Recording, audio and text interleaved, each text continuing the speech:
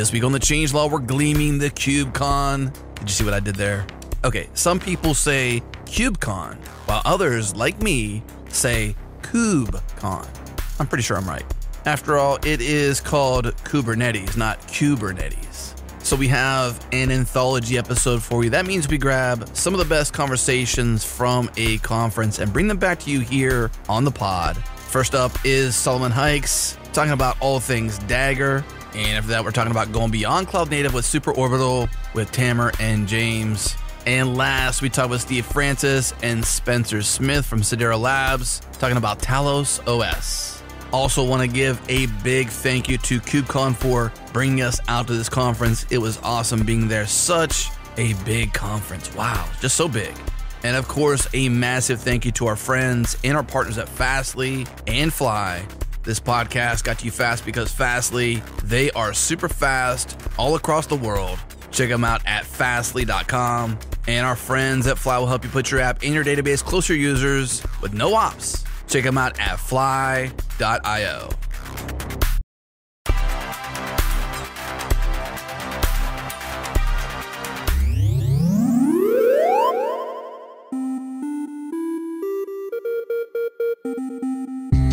What's up, friends? This episode is brought to you by our friends at Neon. Serverless Postgres is exciting, and we're excited. And I'm here with Nikita Shamganov, co-founder and CEO of Neon. So, Nikita, one thing I'm a firm believer in is when you make a product, give them what they want. And one thing I know is developers want Postgres, they want it managed, and they want it serverless. So you're on the front lines. Tell me what you're hearing from developers. What are you hearing from developers about Postgres, managed and being serverless?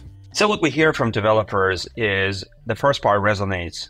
Absolutely. They want Postgres. They want it managed. The serverless bit is 100% resonating with what people want. They sometimes are skeptical, like, is my workload going to run well on your serverless offering? Are you going to charge me 10 times as much for serverless that I'm getting for provision? Those are like the skepticism that we're seeing, and then people are trying and they're seeing the bill arriving at the end of the month and like, whoa, this is strictly better.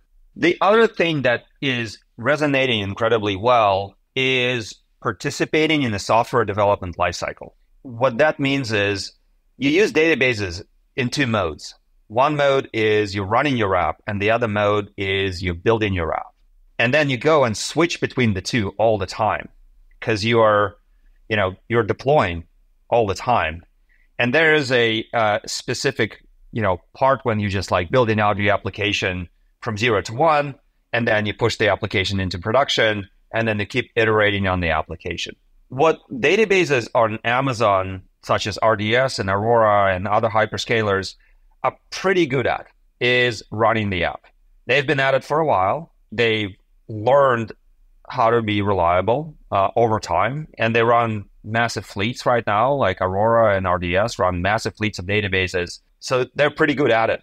Now, they're not serverless, at least they're not serverless by default. Aurora has a serverless offering. It doesn't scale to zero, Neon does, but that's really the difference. But they have no say in the software development lifecycle. So when you think about what a modern deploy to production looks like, it's typically some sort of tie-in into GitHub, right? You're creating a branch, and then you're developing your feature, and then you're sending a PR. And then that goes through a pipeline, and then you run GitHub Actions, or you're running GitLab for CI/CD, and eventually this whole thing drops into a deploy into production. So databases are terrible at this today. And Neon is charging full speed into participating in the software development lifecycle world. What that looks like is Neon supports branches. So that's the enabling feature. Git supports branches, Neon supports branches. Internally, because we built Neon, we built our own proprietary, and what I mean by proprietary is built in-house. The technology is actually open source, but it's built in-house to support copy and write branching for the Postgres database. And we run and manage that storage subsystem ourselves in the cloud. Anybody can read it. It's all on GitHub under a Neon database repo, and it's quite popular. There are like over 10,000 stars on it and stuff like that. This is the enabling technology. It supports branches. The moment it supports branches, it's trivial to take your production environment and clone it, and now you have a developer environment. And because it's serverless, you're not cloning something that costs you a lot of money and imagining for a second that every developer cloned something that costs you a lot of money in a large team. That is unthinkable, right? Because you will have 100 copies of a very expensive production database. But because it is copy and write and compute is scalable, so now 100 copies that you're not using, you're only using them for development, they actually don't cost you that much. And so now you can arrive into the world where your database participates in the software development lifecycle, and every developer can have a copy of your production environment for their testing, for their feature development. We're getting a lot of feature requests, by the way, there. People want to merge this data or at least schema back into production. People want to mask PII data. People want to reset branches to a particular point in time of the parent branch or the production branch or the current point in time, like against the head of that branch. And we're super excited about this. We're super excited. We're super optimistic. All our top customers use branches every day. I think it's what makes Neon modern. It turns a database into a URL, and it turns that URL to a similar URL to that of GitHub. You can send this URL to a friend, you can branch it, you can create a preview environment, you can have dev test staging, and you live in this iterative mode of building applications. Okay, go to neon.tech to learn more and get started. Get on-demand scalability, bottomless storage, and data branching. One more time, that's neon.tech.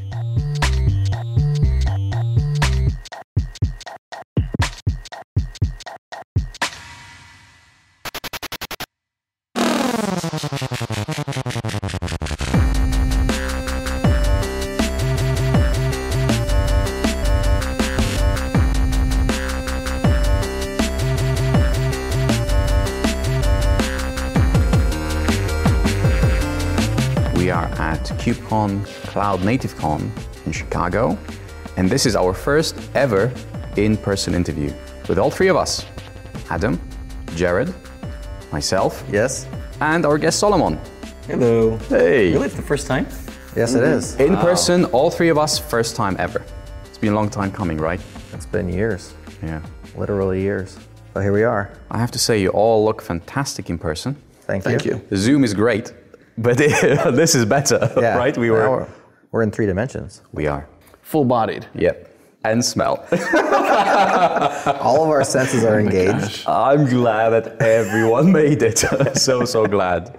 I have to be honest, on Monday, just as I was about to check in for my plane, Yeah. I wasn't sure I was going to make it. On time or at all? No, at all. Why not? At all. So I arrived at the check-in desk. I wanted to check in, and I didn't have an ESTA. An ESTA is like an electronic visa for UK citizens and other nationalities to enter the US. I renewed my passport, and I still had a valid ESTA, but ESTA is linked to your passport.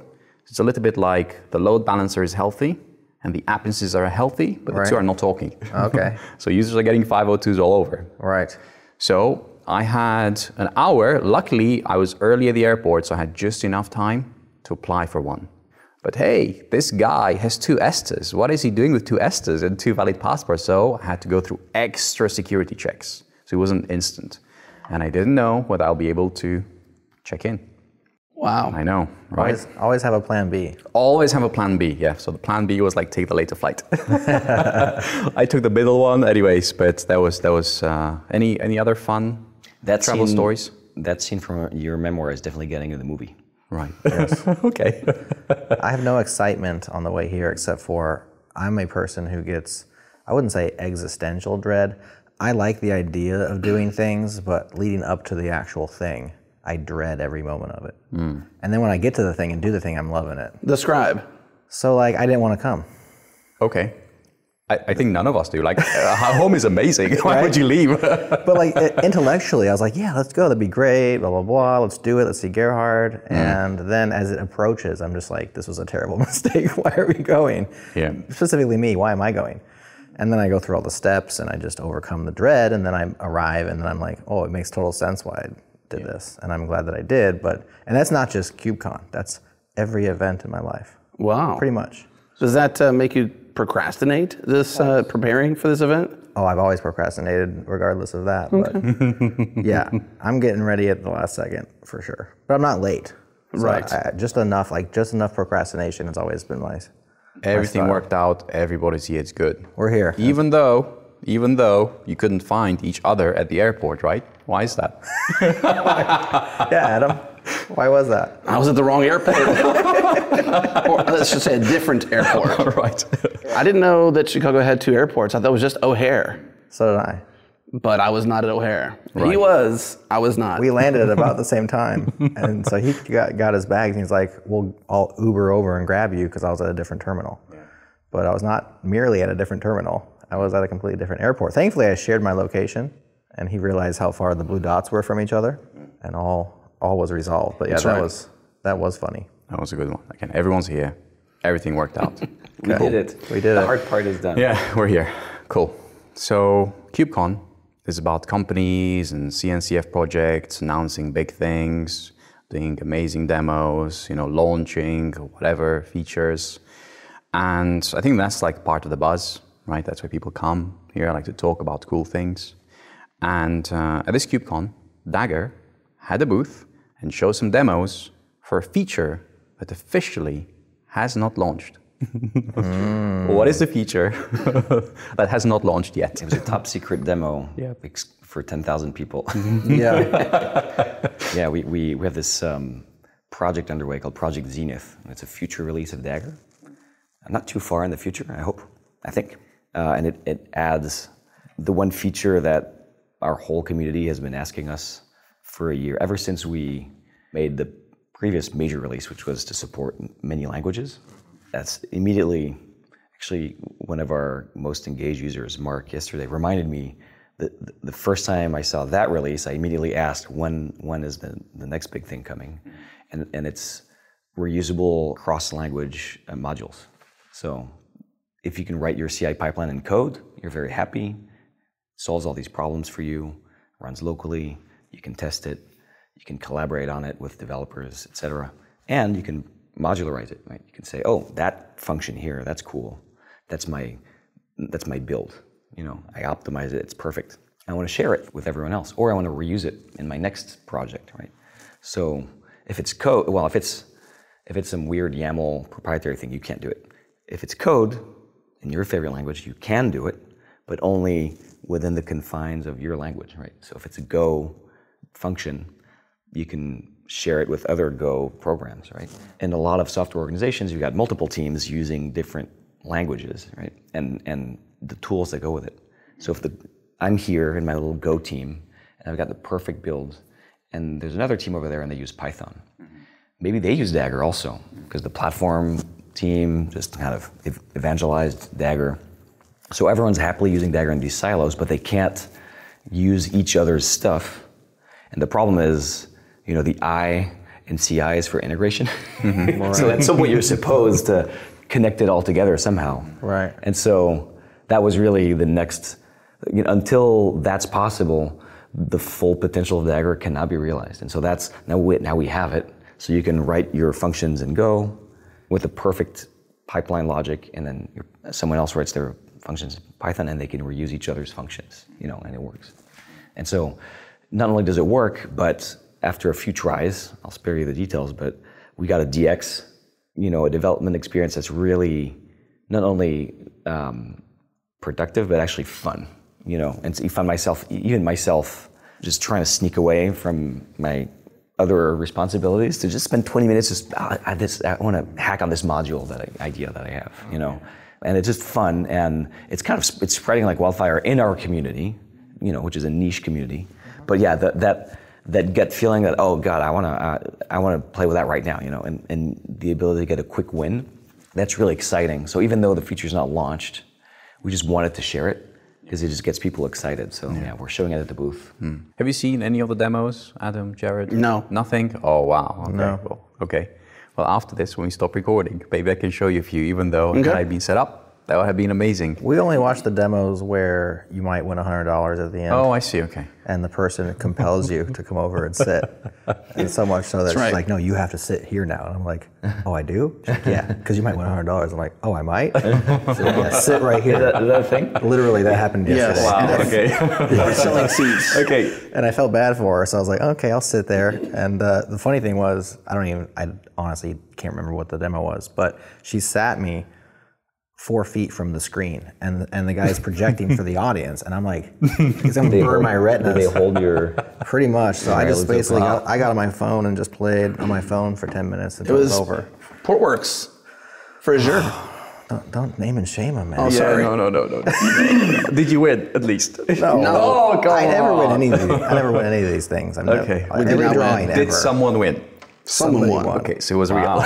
It was real. Yeah. That's crazy. Yeah.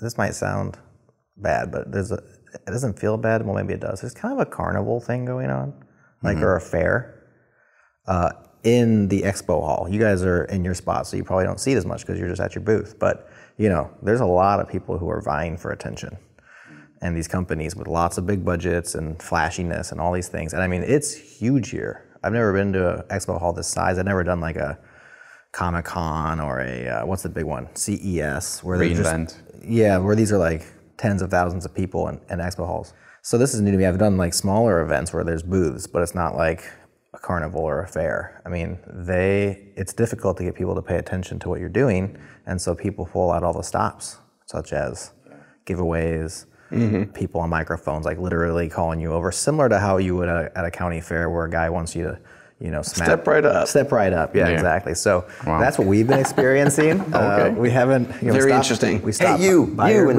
in the hat. Yeah, exactly. It would be like that. It is I like see that. you looking at me. Come Yeah. sit down. Yeah. And they'll just give you stuff. Like one time we just slowed down because we saw Arun Gupta was part of a panel, an OSPO. OSPO sit-down thing. And we just kind of were walking by slowly, like, hey, it's Arun, we know Arun. And then some lady walks up and she's like, you guys want some popcorn? No, stay right here. Here's some popcorn. You guys listen to this. Give him a ticket. Give him a ticket. Yeah. Where's the ticket? And then we're like, cool, thank you. And we start walking away. She's like, no, you want to stick around because after this is the demo. And I'm like, oh, there is. I want to stick That's around. a long foreplay, right? Yeah. Ready to go now. Done. So I have a bit of allergic reaction to demos, but we'll watch yours, Gerhard. We'll watch yours. Sounds very interesting. My biggest frustration was, because in a conversation like that, this guy was talking about, I actually want to just live code it with him, because that would be the best demo. Totally. And actually, and we can, because it really, and I'm going to stop selling, I'm overselling, and I apologize, I'm excited. But, and I was like, let's do it now, let's do your module now. And I opened my laptop and I just couldn't get Wi-Fi to work, Oh, yeah. And then I went to tethering and I couldn't get tethering to work. And I'm like, okay, well, maybe not today. But here's a video loop of a cool demo, But yeah, live, you just want to go and code the thing with people. You need to basically approach people where they're at. So when I first started using Dagger, I assumed that it's a replacement for CI. And I know many people still have that misconception. They think, I'll pick Dagger and it's going to be replaced by CI. And obviously I've learned that Dagger is so much more. But for the people that still think like that, what would you say, Solomon? Does Dagger replace CI? It's funny because, well, you're right. We deal with that question all the time. Oh, so why would I replace Jenkins, GitHub Actions, Circle CI? And the first thing we say is, you should not. You should keep it, but you should modernize what's running on it, basically. And we're really, we're piggybacking on a pattern that already exists, right? Because these software teams they're not stupid. They know, okay, every line of proprietary configuration I put in this, CI platform in the sky, it's only going to run there, and it's not real code. So eventually, I'll run into limitations. So a lot of those teams, what they do is they try to keep them. I guess there's two schools of thought. There's the CI maximalist, just put everything in that YAML, and the other school, the pragmatic school, I would call it, is okay, put as little as you can get away with, and then have that CI run a shell script, a make file, something that can run in the CI environment, but also in the dev environment. So you can actually, at least part of these pipelines, you can run locally, and test locally, et cetera. And so we're just taking that pattern and doubling down on it. We're streamlining it, modernizing it. And so in that pattern, you don't have to replace your CI platform, you just have to use it in a more reasonable way, as a runner infrastructure. I do think that CI as a category, this is the market of CI platforms. I think one effect of Dagger succeeding in the future, knock on wood, is that, but if somehow we fail to finish the job, someone else will, because some things just have to happen. CI as a category, I think will just go away. it's no longer needed, really. So these are two different things, right? We're not telling teams, get rid of your CI platform now. We're doing something more incremental, low friction, et cetera. But the end result of everyone doing that is eventually someone, not us, will kind of say, do we need this now? Like, I think that's the end result. What would that day look like? Like, what would be different from today? Well, if you think of the big stages, of the life cycle of that code that you're trying to get out there into the world, right? You got development, and then you got production, and then in the middle you have CI, right? But why? Because it's an artifact of some technical limitations. It's because it's all the pipelines you need to run, build, test, lint, whatever, and end-to-end testing, deploy a staging environment, whatever it has to be. It wasn't practical for a long time to run it embedded in your dev environment or embedded in your production deployment. But if you miniaturize the CI pipeline, right, if you can make it, small enough that it can actually run in any dev environment, it can actually be embedded in any deployment pipeline, then CI just becomes a feature of development or production. It doesn't have to be its own standalone thing that you push to. It's just it's weird if you think about it. We just got so used to it, What are the technical limitations? Is it like the ability of your local dev environment to do builds fast, to do tests fast? I mean, what has been holding dev back? That's no longer. I mean, is it our M3 Macs that just make it not matter anymore? Is it software? I think it's a combination of things. One is containers had to exist and be ubiquitous because you need a way to make all that stuff reproducible. Otherwise, it's not worth it. I think what I would call there's a family of tech called DAG tech. That just had to mature. The ability to execute tasks in parallel with dependencies modeled as a graph. I mean, Make has been doing that forever, but it's been kind of doing it on its own. But recently, in the last 10 years, you've seen things like Bazel, Buck, Nix. Everyone's sort of independently exploring this model, and it's really matured. And one of the big benefits, honestly, is caching. So everything's got to be cached or cacheable for the thing to make sense. I think also just the amount of computing power that's available, I guess. I mean, we joke that the biggest, we ask teams, like, what do you think in your organization, what's your number one provider of CI compute? If you're like, I guess, well, we did the migration from Jenkins to GitHub Actions, so I guess maybe Azure now. No, I guess it's still, the original. But the answer usually is Apple. So we've got these beasts, on every desk that can run all that stuff, just really well. And people don't realize it because there's this software blockage, because it's you got this platform over there and this guy, and you can't run it locally, so no one's trying. But if you try, and you add caching, and you add containerization, you're like, wow, this is actually not as big as I thought it was. Like why am I paying $5,000 a month to run this, and it just completed in like 3-4 seconds on my Mac. Have you ever tested a MacBook to see how long you run it at 100% CPU utilization? Like, you can run that thing at 205 degrees for about hours before it implodes. I know because I've done it. You tested it or you imploded one? Well, I write all of our archives to 7Z, and that process, the algorithm to compress it is almost half. And so that's where I test it. So I have a script that will loop through directories, and they're usually 5-10 gigabytes, right? So it's got to compress by half multiple directories. And sometimes I'll do them in batch. I'll just make a list of them. Could be 20, could be like JS party, whatever through whatever, moving into archive. And I'm like, this thing will clock out at 100% CPU utilization, and it'll be 205 degrees for as long as it takes. Could be hours. And I'm like, lately I'm just like, how far can I push this thing? And it just does not die. Like, it just won't. So you've got so much to use there. Yeah. All cores, 100% for an hour and a half, no melting. Nice. So coming back to the heart of Dagger and what Dagger is, I think more importantly is, who was Dagger built for? Who's a Dagger user? I think it's evolved a little bit over time, but the answer was right in front of us the whole time, I guess. We started by just interviewing as many software teams as we could, and talking about their problems, first in a very broad way, and then gradually narrowing down because you apply pattern matching. The same problems come up, so now you hone in on that problem, And so deployment came up a lot, of course. Deployment in the broad sense, getting the app out there. It was a very shocking realization for me that it was just so painful because I came out of Docker thinking, wow, that was hard, but now we've solved it, I mean, I'm exaggerating, but okay, surely things got better. But I just witnessed, a lot of frustration and pain, and it was across every team size, small, huge, didn't matter. It was all a mess.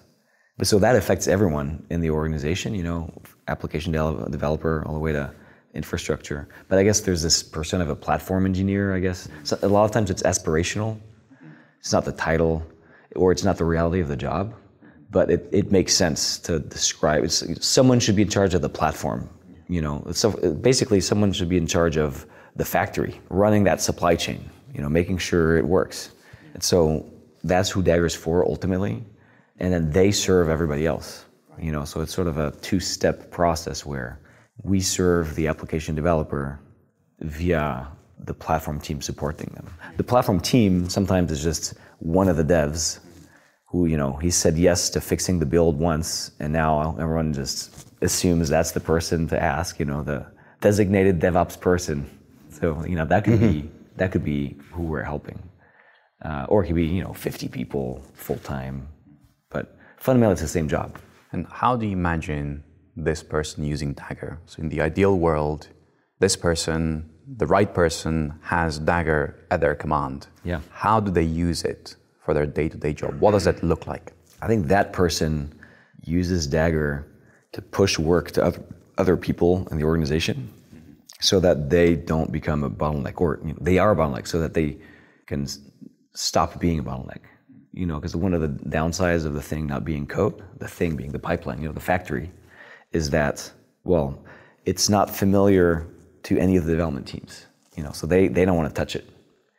And, whether it's GitHub Actions or Jenkins or whatever the factory is, all the developers have to use it. They have this harness, right, to use. But for them, it's like commuting to the big factory. They just, in the morning they go. Someone tells them where to push the buttons, and they can't wait to get out of there because it's not theirs, right? And if there's a missing tool for them to be productive, like, there's this build tool I'm using, it's missing from the factory. There's an idea box, I guess. But they're not gonna go and mess with it any more than they need to. But then who is? Well, the platform people who built the factory. Now it's their job to do that. But they don't know, they're not familiar with the tool they're supposed to integrate, and there's a sort of a exponential scale problem where, there's a matrix problem. Those teams we were talking about before, the Go team, Python team, there's an ML team now somewhere, and they've got a whole bunch of new tools.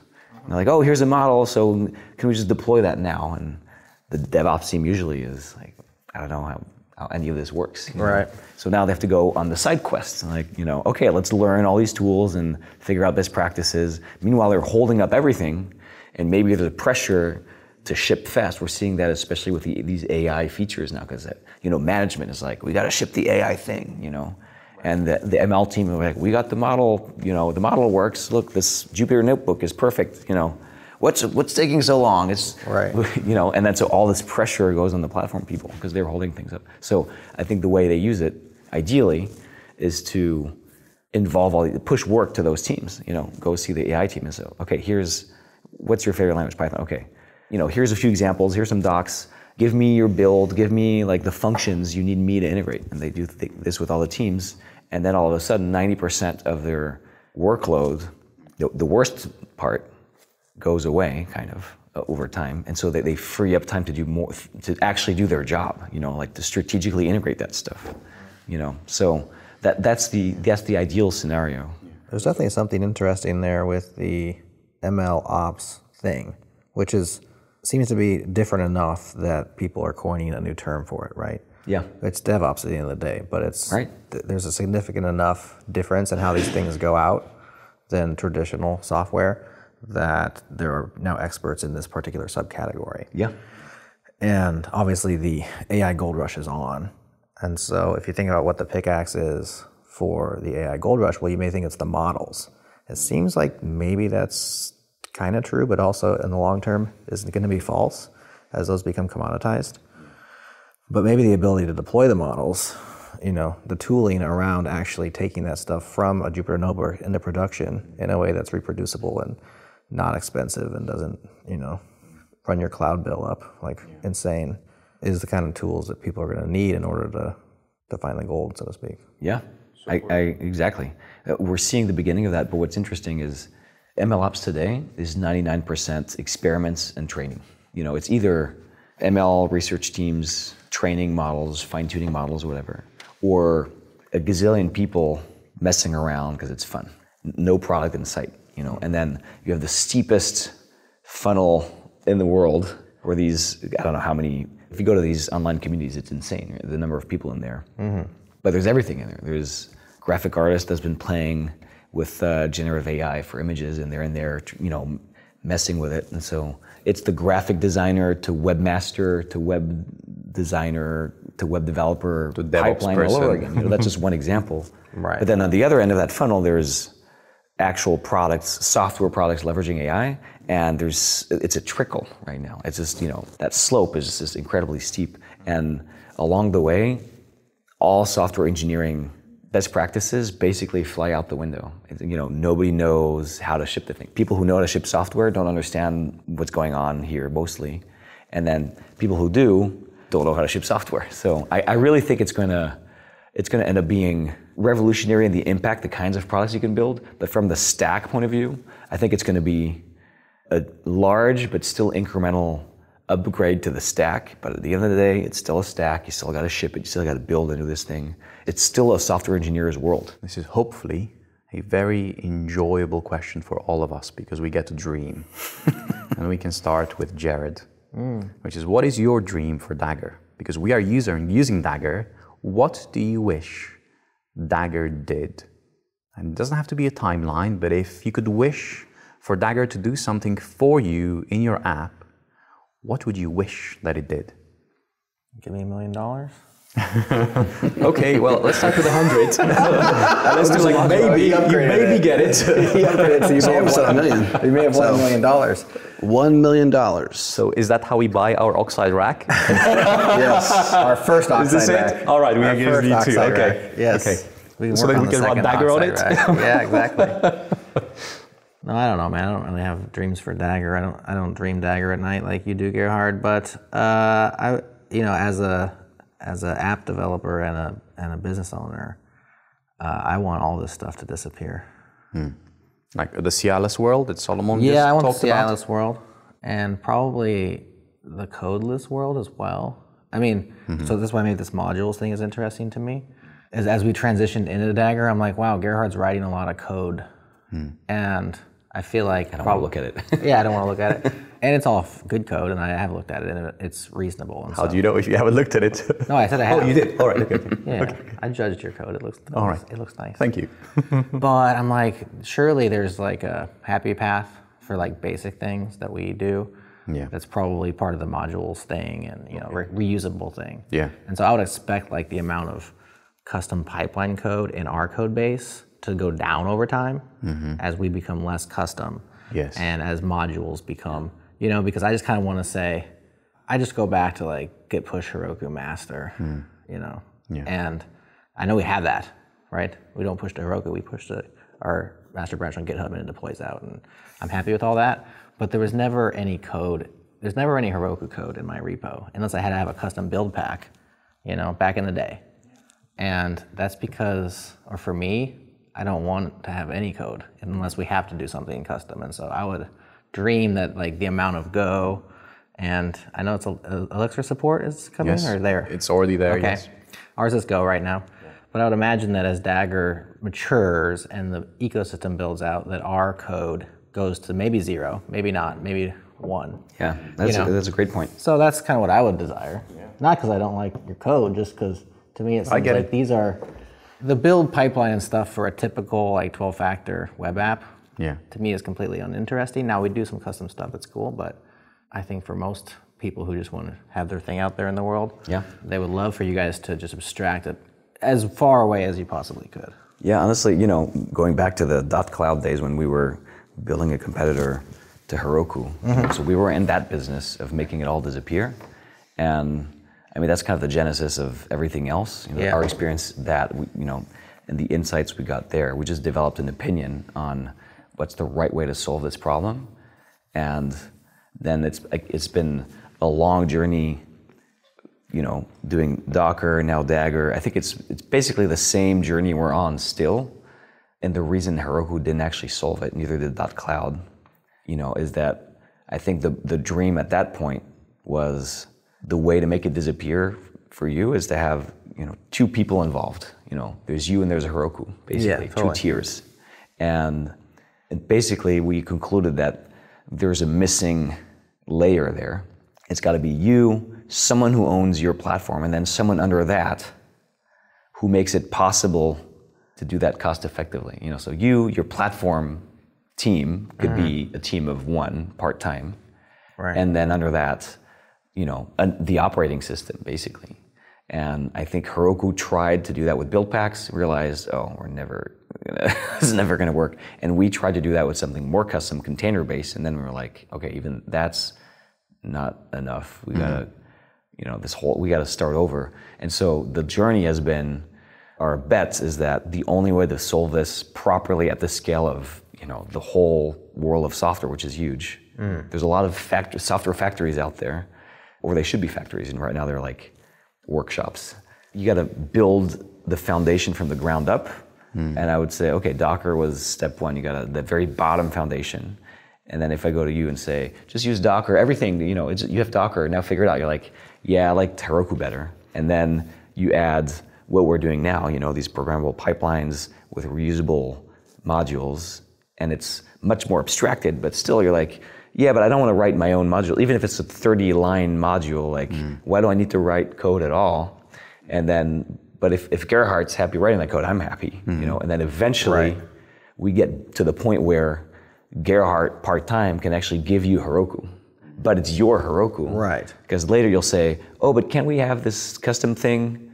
There's this ML thing that would be cool for processing our recordings. Now it's got transcripts and it's super efficient, whatever it is, And Heroku would be like, very far from that happening. Yeah, Heroku would be like, oh, that's on our roadmap for 2025, and Gerhardt's like, already on it, And then the next day it's there, and it still feels like Heroku. That's the dream, right? But we just had there's this whole layer cake that has to be built, and the reason I'm excited and I can't stop shutting up about it is because I really think we're getting super close finally, Yesterday, and I'd love for this to be complete, while I'm still alive. That would be nice. That is definitely something worth working towards, because it is aspirational. It is something that will improve everyone's lives. Doesn't matter whether you're an app developer, a business owner, a DevOps person. Doesn't really matter. It will basically raise the value line for everyone. And when the tide rises, all boats go up. So that's what we want, right? Everyone to have a better experience, and it's very foundational. And it doesn't matter whether you're using GitHub or GitLab or Azure pipelines. It really doesn't matter where you're coming from. Kubernetes, not Kubernetes, it's okay, right? We're all in this together, and we all have problems to solve and lives to get back to. So let's make it as painless as possible. By the way, I feel like that's something that's missing in the KubeCon world. I feel like this community is missing its connection to developers. It's a whole lot of infrastructure stuff, and everybody knows it's needed. But at the end of the day, the part that's left unsaid is it's needed to ship something, and it's left unsaid because it's implicit. Of course we know, but also we don't really know how to really deliver it in a great way. So there's still a wall, and there's still a lot of trust us. We got this. We're doing it's going to scale, But it's, I'm not seeing hordes of developers here just being so excited to be at KubeCon. Like, I can't wait to see how you're going to ship my app next. Yay. It's just, there's still a big gap, As we prepare to wrap this up, I have one last question for Solomon. I know Christmas is far away, but people have to buy presents and prepare. So people that are listening to this that are thinking, oh, what shall I get Solomon for Christmas? Do you have a few items that you would like? And it can be, whatever. It doesn't matter. It can be tech related if you want or not. And if anyone else has anything to add, because by the way, I already got my Christmas present, so I'm good. We were talking about that the other day. But anyways, back to Solomon. What do you want for Christmas? Yeah, that's tough. I I get can asked give you a this every- moment. Yeah. Yeah, I have family members who always ask me this, and I never know what to answer. But I love tea, like I mentioned before. So you can get me tea, and that's always appreciated. What tea do you like? I like chai. Yeah, you were paying attention, but I do love actually any good tea. I'm not for any good tea, unless it's, but it has to be tea without all the added flavors. They add all these flowery or fruity flavors. Is this the kind of answer you were looking for? Any answer is good. It has to be yours. It's all good. I didn't mean actual Christmas presents. No, it's all good. It's something, that's coming. People are thinking You about, can give me a hug we for are. Christmas. I'll be happy. Hugs. Can you say that one more time? Can you say A hug from you will be great. Well, we don't have to wait until Christmas. We can do it right here, right now. He teed it up. He's like, let me. It's all good. response to that. Do it one more time. I've always wanted an ugly Christmas sweater. That's an American thing. okay. I always thought it's cool. We don't really have that in France. And ugly Christmas T-shirt? It took Would me that a work? while to understand that tradition, but now I get it. I love it. I'm on board. So I gotta. What brought you around? What enlightened you? I don't know. I guess I have no idea. Okay. Maybe I saw a movie and an actor I loved was wearing one, and then that was Yes. I don't know. National Lampoon's Christmas Vacation. Well, with that thought, go and research it. Thank you, Solomon, for joining us. It's been a lot of Thank fun. you. I look forward to what we do next. Thank you.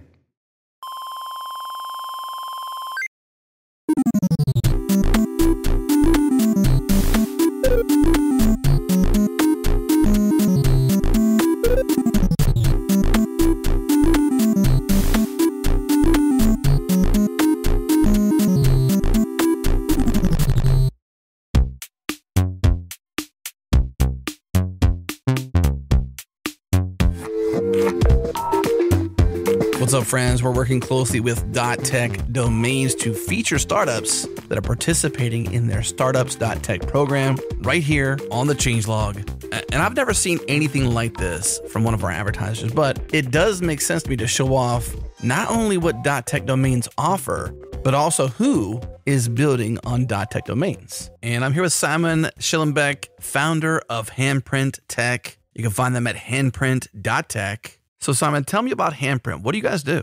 Handprint Tech is a Singapore-based digital technology platform that connects companies to the most impactful non-profit organizations in the world. Our mission is to make it easy and more valuable for companies, regardless of what they do, to make a positive impact in the world. So we fit within the sustainability space, but our approach is very different. Most of what sustainability, especially from the corporate side, has focused on over the last 30, 40 years is to do less bad, reduce their negative impact, reduce your footprint. But Handprint focuses on the creation of positive impact. Okay, that makes sense. So how do you help companies then?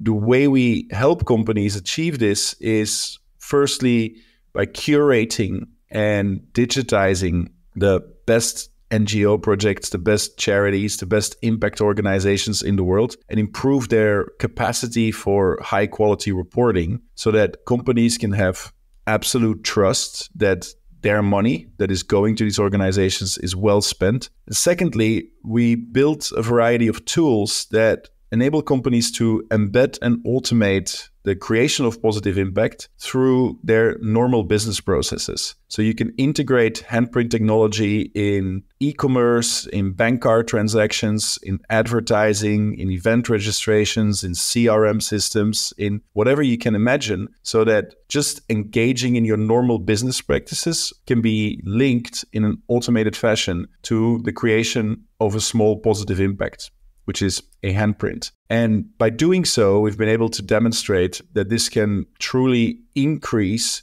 the company's capacity to instill loyalty, to facilitate engagement, and to stimulate growth. Creating a handprint can really align with your business objectives. And in doing so, companies can capture value from working with us and grow with the planet. Grow with the planet. Okay, that sounds good to me. Let's talk about .tech Domains then. So I see in your footer, your business name is officially Handprint Tech Pte Limited. What does that mean? What made you choose a .tech domain? The domain choice was kind of an interesting story. So we're, as you mentioned, we're Handprint Tech PT Private Limited. So that's a Singapore legal entity, which is PT Ltd. We initially wanted to name our company something else, namely the Green Company with 3 E's. And very luckily, the Singapore government turned that down because they already had another company called the Green Company with 2 E's. And they said, well, you can't have almost the same name. And we'd already started building our tech platform, and we had named it Handprint because handprint is the flip side of footprint. Footprint is all you do that creates a negative impact and destroys the world. And handprint is actually a scientific term launched by people at MIT to qualify and quantify the sum of positive impact that you're doing in the world.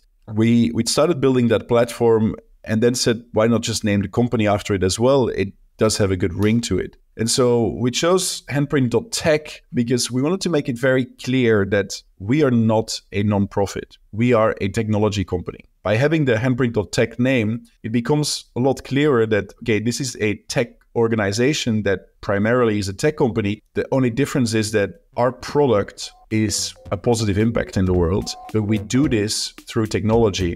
Okay, make sure you check out Handprint at handprint.tech. Again, handprint.tech. And of course, go to startups.tech/changelog if you want to have your startup that's building on a .tech domain featured on a show like this. Don't wait. Go to startups.tech/changelog. Again, startups.tech/changelog.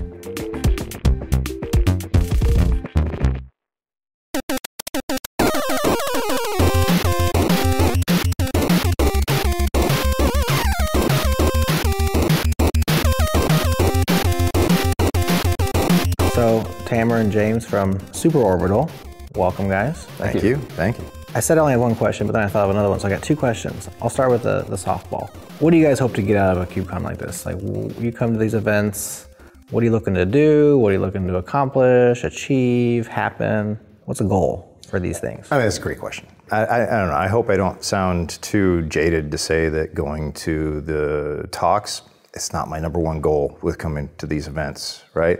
I've been to a lot of conferences and I've come to the decision that I can just learn what I need to off the internet. You know, YouTube's amazing and blog posts are amazing.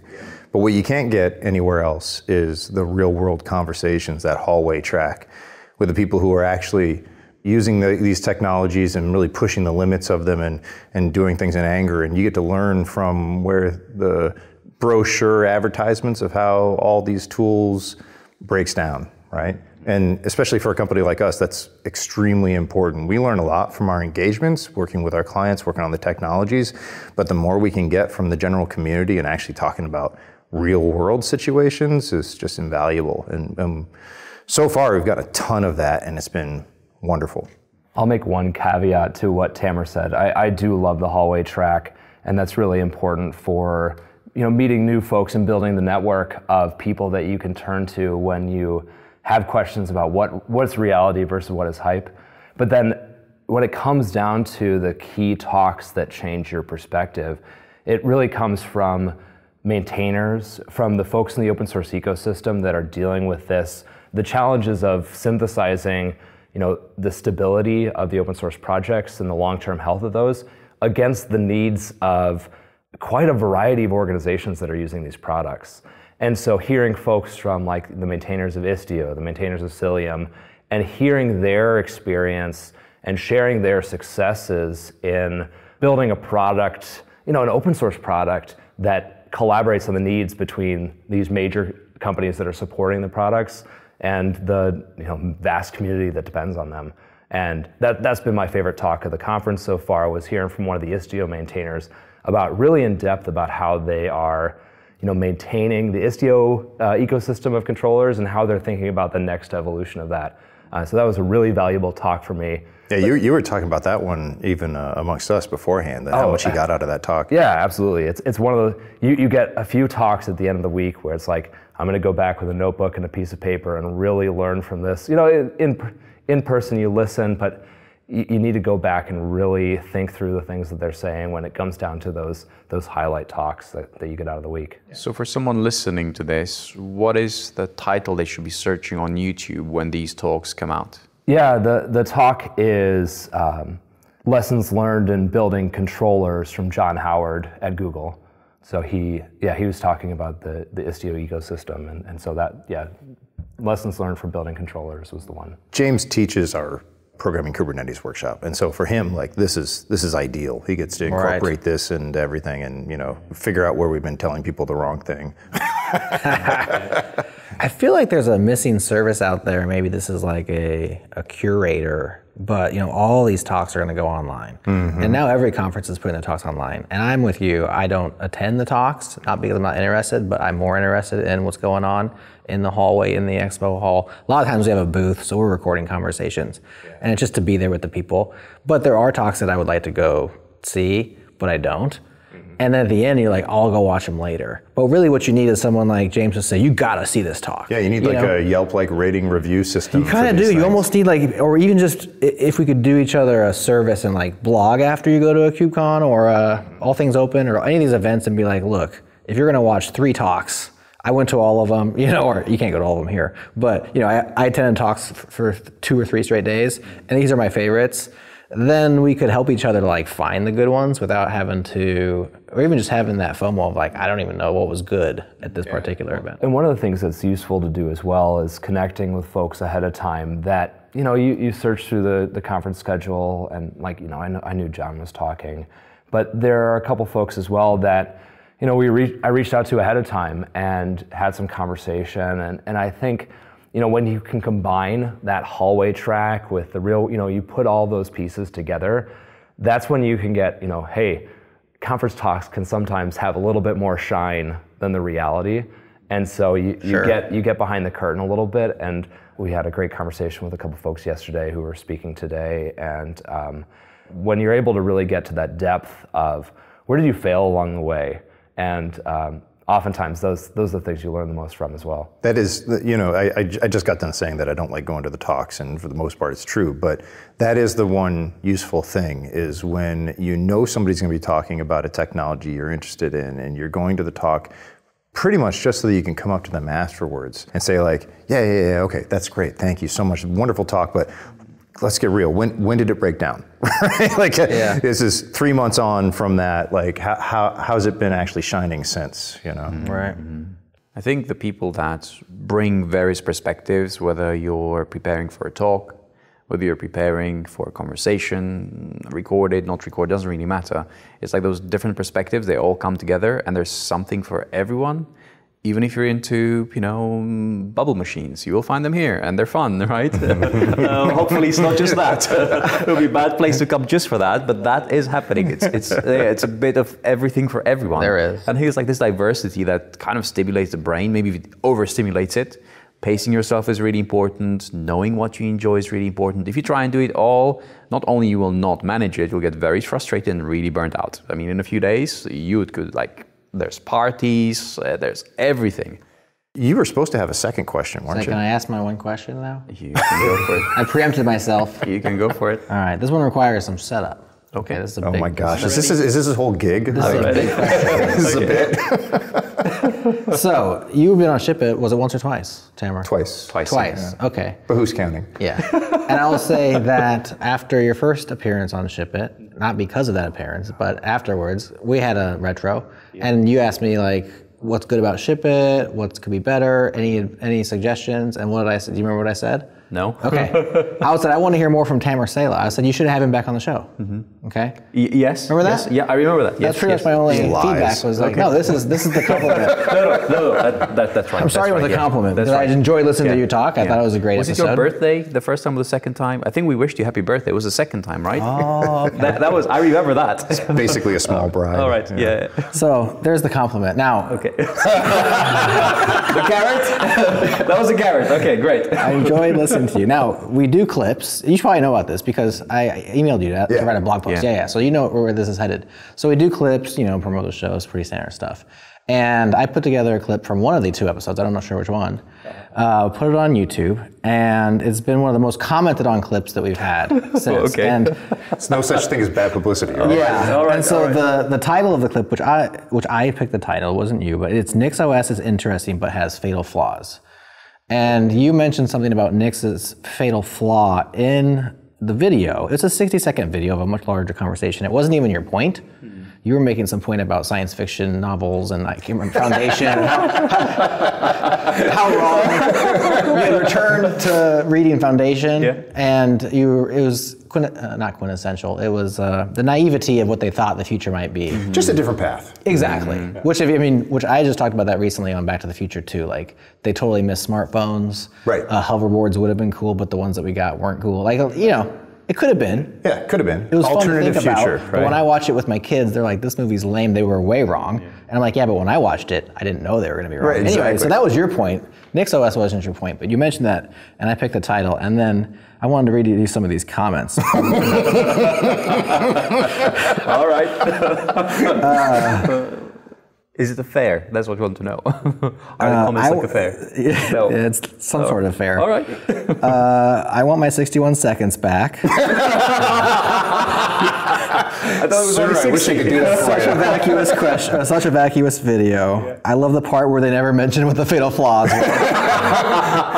This video will age like milk when Nix takes over the world. Tammer Saleh has no idea what he's talking about. To be fair, that last quote you got from somewhere else. That's a pretty common quote on the internet. Reply here if you find the fatal flaw.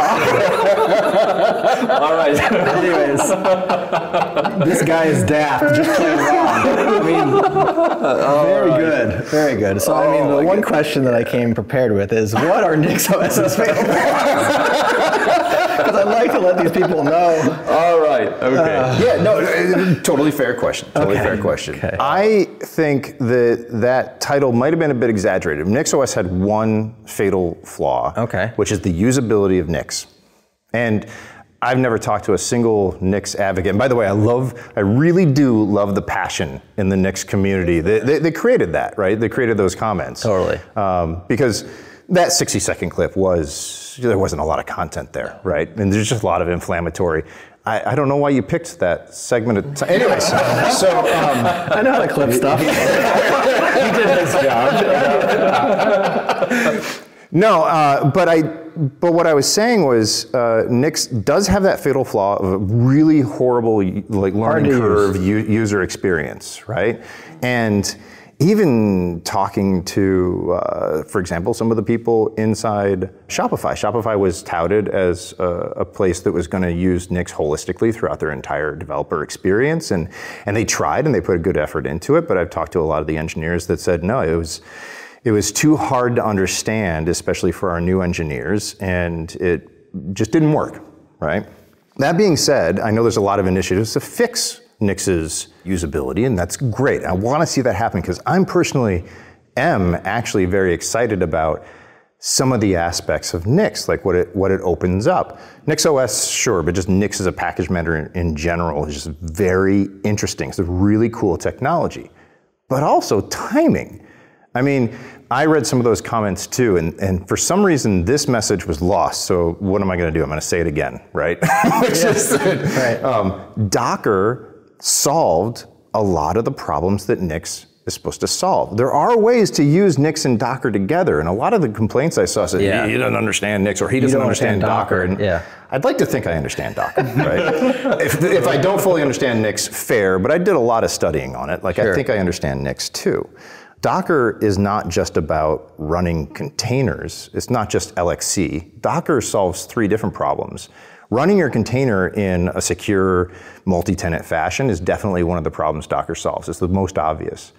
Packaging your dependencies, so basically the first one was Docker run, Docker build, packaging all of your dependencies into one unit of distribution is another huge problem that it solves. The third is as just a package distribution system. So Docker Hub is the third, right? Docker build, Docker run, Docker Hub. Nix solves the last two. Nix solves the packaging your application and its dependencies better than Docker does, right? Too many people don't understand that if you run Docker build twice and you're not careful about your layer caches, you're not going to get the same result, right? I hate that about Docker. You remember Bosch. Yeah. Bosch got that right. Nix is a better version of that, right? Yep.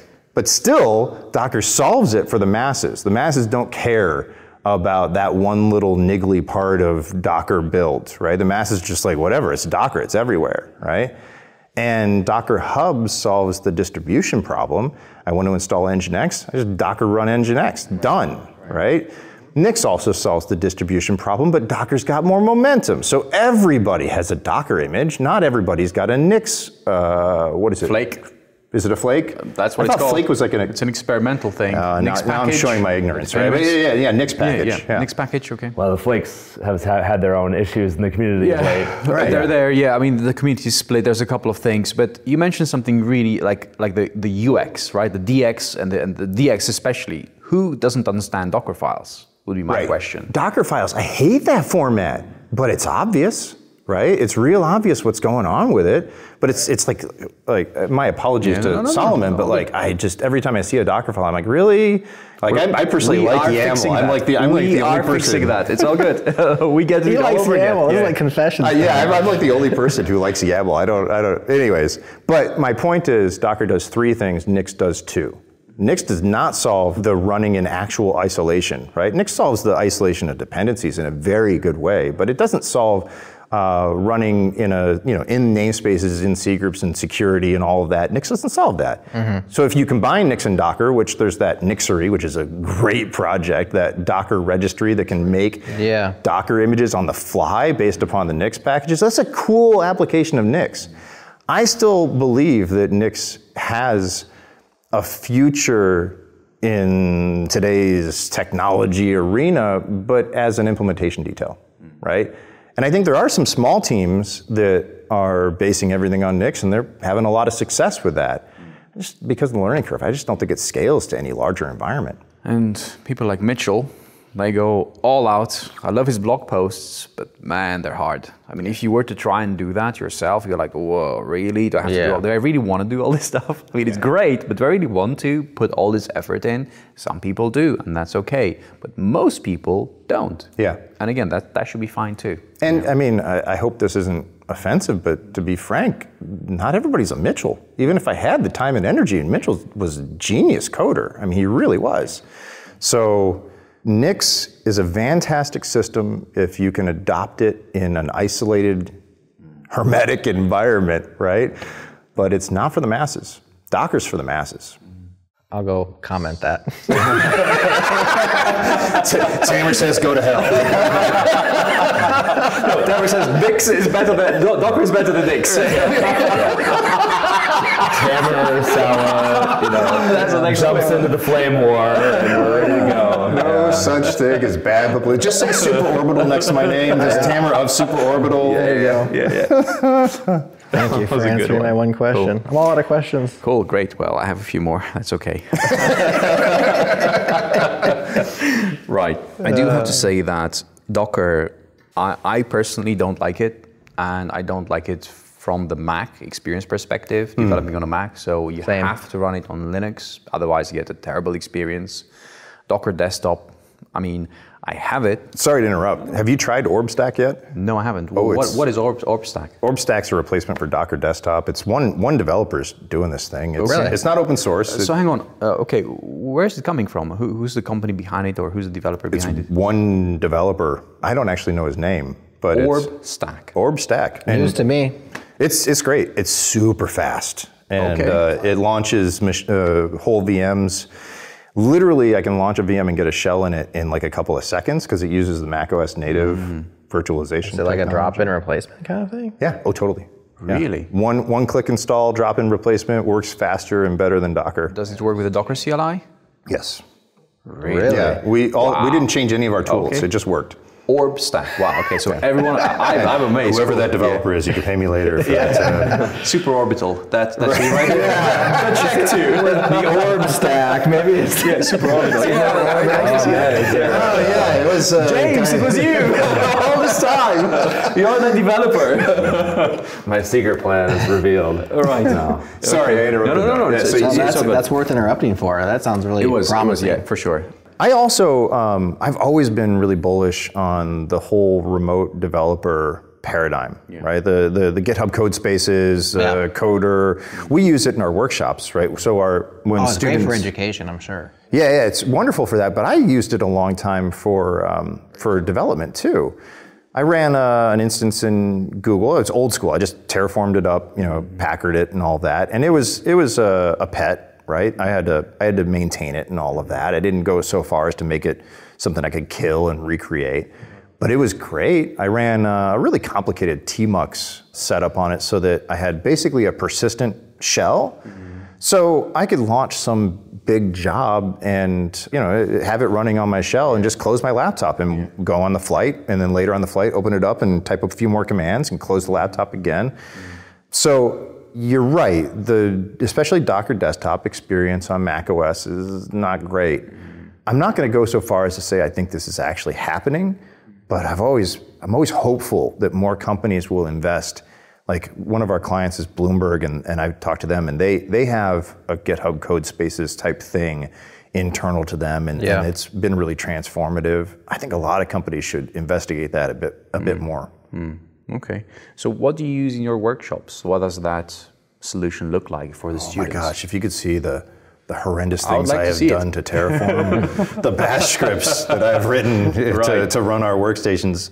So our infrastructure for the workshops is we deploy for every squad. So when the students go into their breakout rooms and they're doing their labs, we pair them up because I'm ex-Pivotal, so I believe in pair programming, but also just for learning, it's great to have someone who's advanced paired with somebody who's still learning, or maybe put 3 people together if they're all kind of struggling a bit and they can help each other out. So for that, we use VS Code Server on these cloud workstations. So they get a cloud version of VS Code that they go to in their browser, right? It's got a terminal built in and everything. And the beauty of that is that workstation is now fully configured to talk to their Kubernetes cluster or whatever we're doing. Kubernetes clusters, we run like real clusters in the cloud, so we also have to provision that for every student, right? And we set it up so that each squad is provisioned and destroyed separately from the others so that we can easily recreate a student's environment if something goes sideways. Although at this point we've been delivering them for so long that it's pretty polished. Everything just kind of works. But even, one of the pieces that I've really liked working with recently that we've added is this ability to, when you're working with Kubernetes, you often want to eliminate some of the complexity of, hey, we're going to work with Istio. I'm going to install Istio for you to have that already in there. And so we have this ability to, customize per lab environment and dynamically template the YAML files that each student is going to need so that they don't have to go in and fill, okay, I'm student 5 dot, whatever.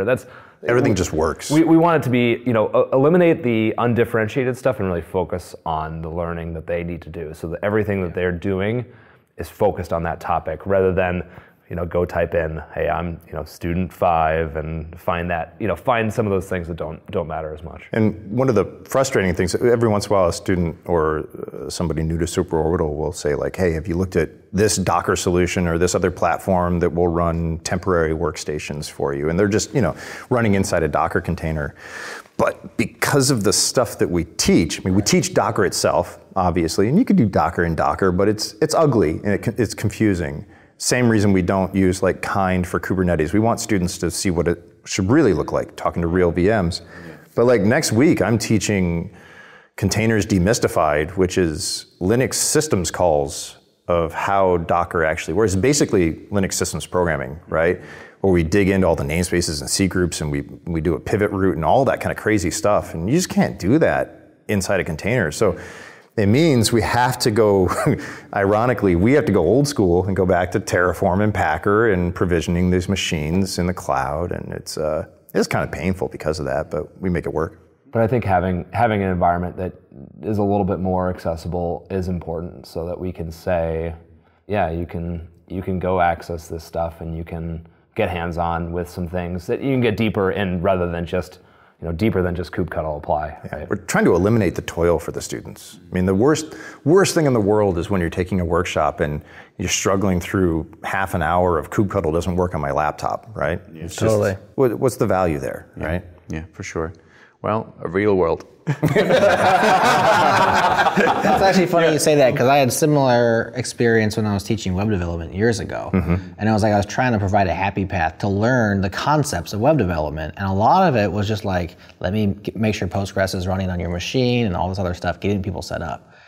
And I wanted to remove all of that, and so they could just do the focus. But at a certain point, you're also like, well, this is what the work is like. You know, so you want them to be able to learn it. You know, so it's a balance there. Yeah. Because no, that's actually a really good point, and it's the best counterpoint that a student once brought up to me about the fact that we have these fully provisioned and provided workstations for you. Is that it's like, well, I really wish we had set it up on my laptop so that now I have it set up, right? I have all the right utilities downloaded and all that.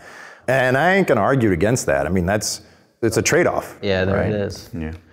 It's almost like there's like maybe two approaches in that, you know, if you want to do this asynchronously on your own time, go ahead and do that, because by the way, the real world is going to be on your own, maybe with someone else helping you. But when you're here, do your homework, come here, and then let's go, because you can do that whenever and you will figure it out.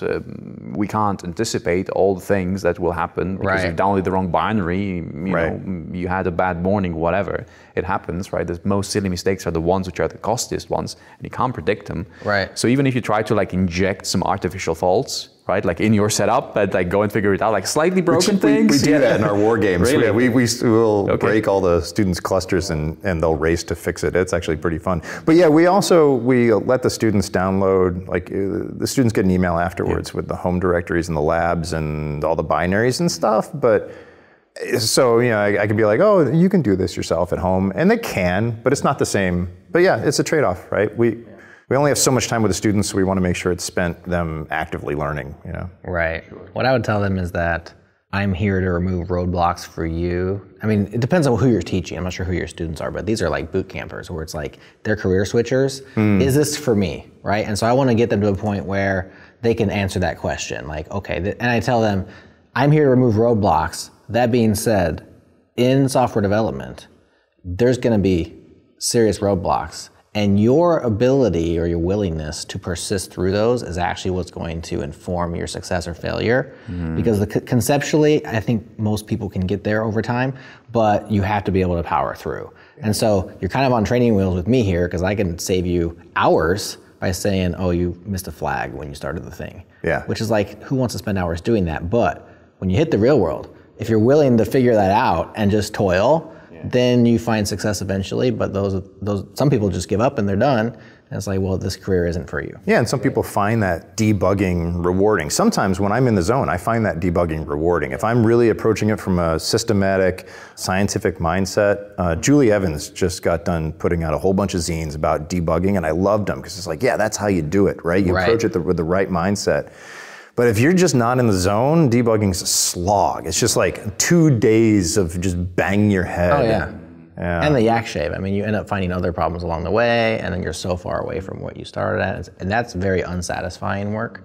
But yeah, when you're doing it systematically and you find that one thing, especially when it's somebody else's fault. Yeah. Very rewarding. Oh yeah. I still remember like, it was you. It was 20 years ago when I'm like, it can't possibly be a bug in GCC. And it turned out totally a bug in GCC. Oh, right? That's a satisfying find. Yeah. No, I remember, I think back to my early career days, and, one of the first times I solved a problem like this that was persistent, this sort of thing where they were having this problem and it was, failing in one environment, and, people are all upset about it, and it's like, and you get down to, the 2 days of debugging and figuring it out, and, finding out the one line that didn't get correctly updated, and there is a point of reward to that when you've really dug into it. It's a moment that's really burned in my brain from over a decade ago now, right? Yeah.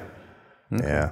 So you've been doing these trainings for how many years? The workshops and the trainings? Since 2017. Wow, that's a long time.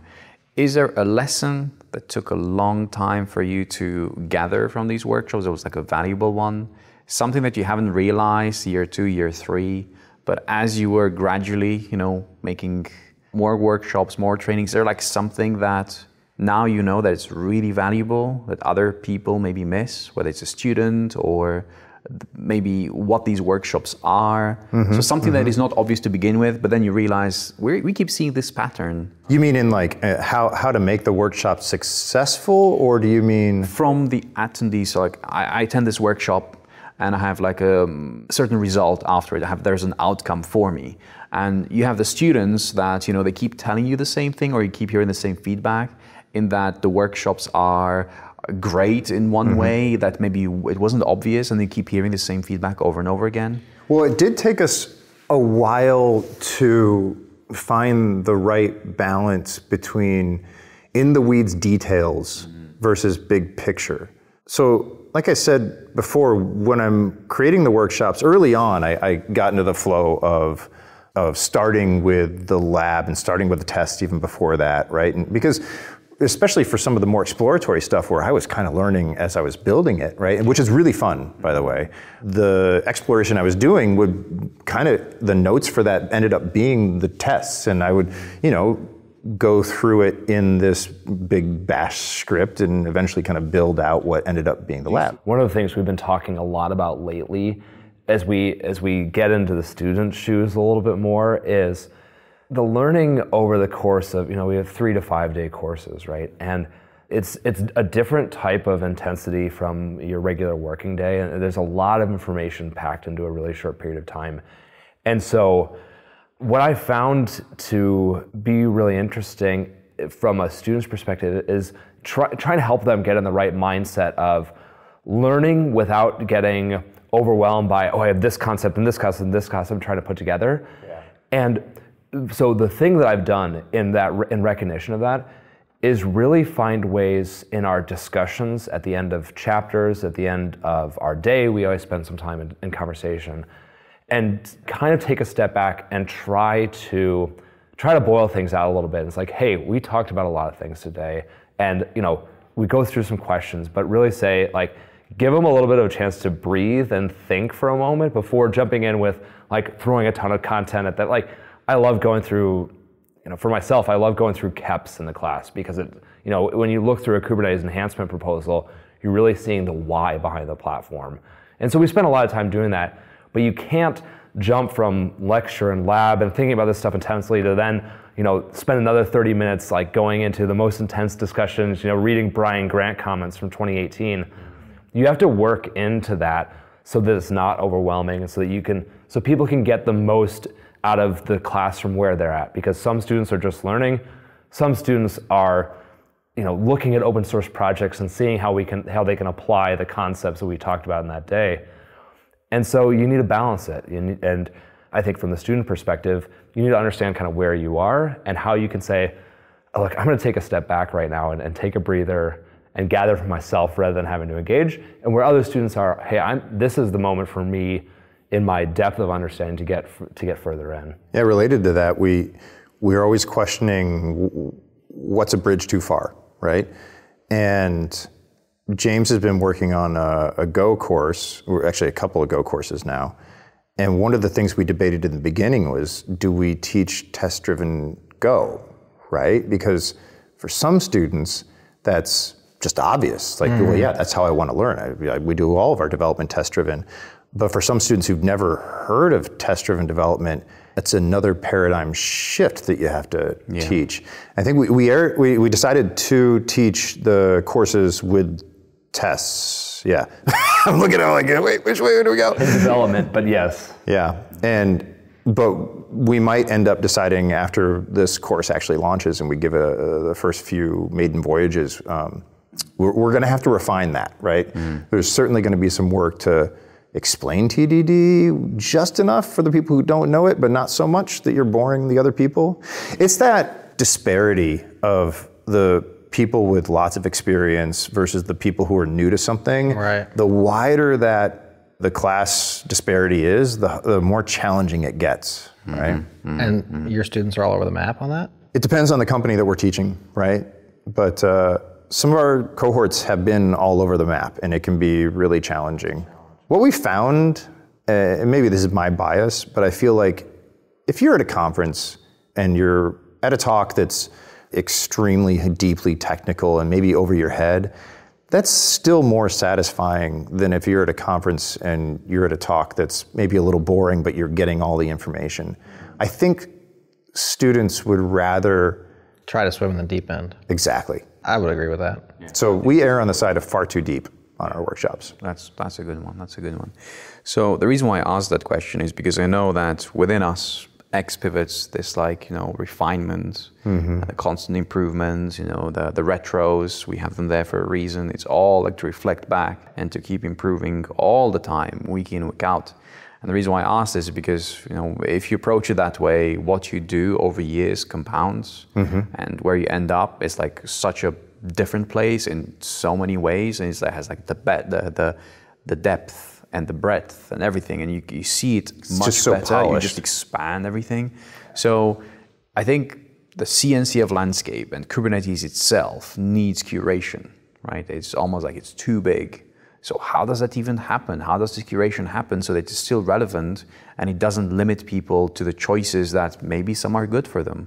But you can't, again, give them everything because that's too much, right? And you're talking about an individual's journey, but what you're saying is equally true for companies, right? Companies at different stages, they should be using different sets of technology. Right. And what we actually see, I don't know if this makes sense, but this is what we actually see is that the younger companies tend to use the more interesting technologies, right? The technologies that are newer and kind of edgier, but they still have to worry about innovation point spending. So they'll still limit how many of those technologies they use. And the larger companies are the ones who are using the more traditional the stuff that's been in the CNCF forever, right? The interesting part about curation is understanding how many innovation points come with a specific technology. How many innovation points are the project of Linkerd versus the project of Istio. Oh yeah. Right? It's a part of the project. The Istio core team will talk about. They understand that there's more complexity than in Istio than Linkerd, and part of that is by design. It's trying to solve a wider problem set. But when we see, sometimes we go into a company and they talk about what their current stack looks like, and to us, it's very obvious after that first conversation of oh man, you have exhausted your innovation points. You are doubled over of your innovation Credit account. cards are maxed out. Yes, exactly. You shouldn't be spending anymore. You've got credit card debt of innovation points that is going to rack up real quick. Are you a Pivotal Labs guy as well? No. Okay. Because it's sounding a lot like story points at this point. Do we need a Fibonacci scale of how many innovation points per project? Tammer may have indoctrinated me over the last few years, but I don't think I'm not all the way there right now. But just it's just a basic understanding of even just t-shirt sizing, right? Is what kind of complexity are you taking on with a project, right? State on Kubernetes, right? You have to understand. If you're going down that path, you are making a necessary trade-off. And for some folks, that's reasonable, and that's an investment they want to make. And for other companies, we have encouraged them, why don't you move, you need to move away from this because you've gotten in a situation that's not going to be tenable for the long term. This was a great conversation. We still have to wrap it up, unfortunately. We had a lot of fun. Thank you. Yeah. Which is the key takeaway point, right? For the people that Nix, we can do Nix, we can do Docker, we can do anything. Innovation point scales. Actually, I think innovation points that's probably the key thread to everything we've been talking about, including Nix. There you go. Well, and learning about that within your organization. I think we can combine some of the things we're talking about. Is that you see the impact, you see how your organization is growing along the way. And that's where we can really bring that continuous improvement is, maybe you get really good at using your innovation points in certain areas. And it's a journey, right? You're not going to get it right on the first iteration. And the goal is to learn and grow there. And I hope I feel like that's the takeaway. If Tammer, it's one of the mottos of our company. So I'm hoping that we can. Always be simplifying, right? Because you're going to need to spend more innovation points later. So you need to earn it back by reducing the number of technologies you're using and reducing that complexity. So not improving. Not improving. Simplifying. Great. Great. That's a great one. All right. And on that, I think it's time to end. James, it's been an absolute pleasure. Thank you. Tammer, third time. They're only getting better. I have so much fun on these. Yeah. Thank you. Thank you, everyone, guys. for joining. See you next time.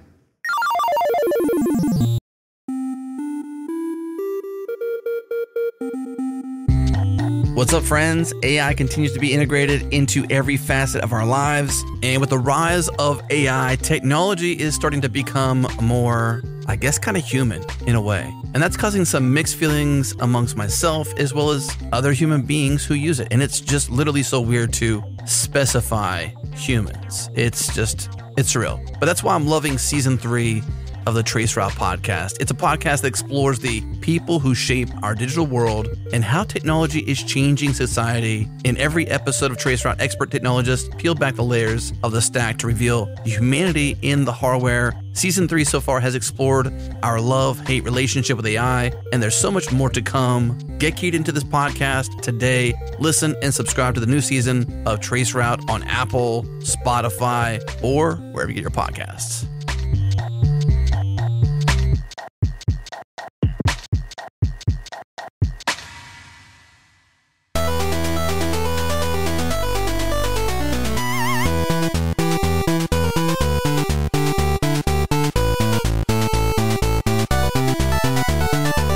We are in Chicago at CubeCon 2023, talking with two people that I bet my production Kubernetes on, Steve and Spencer.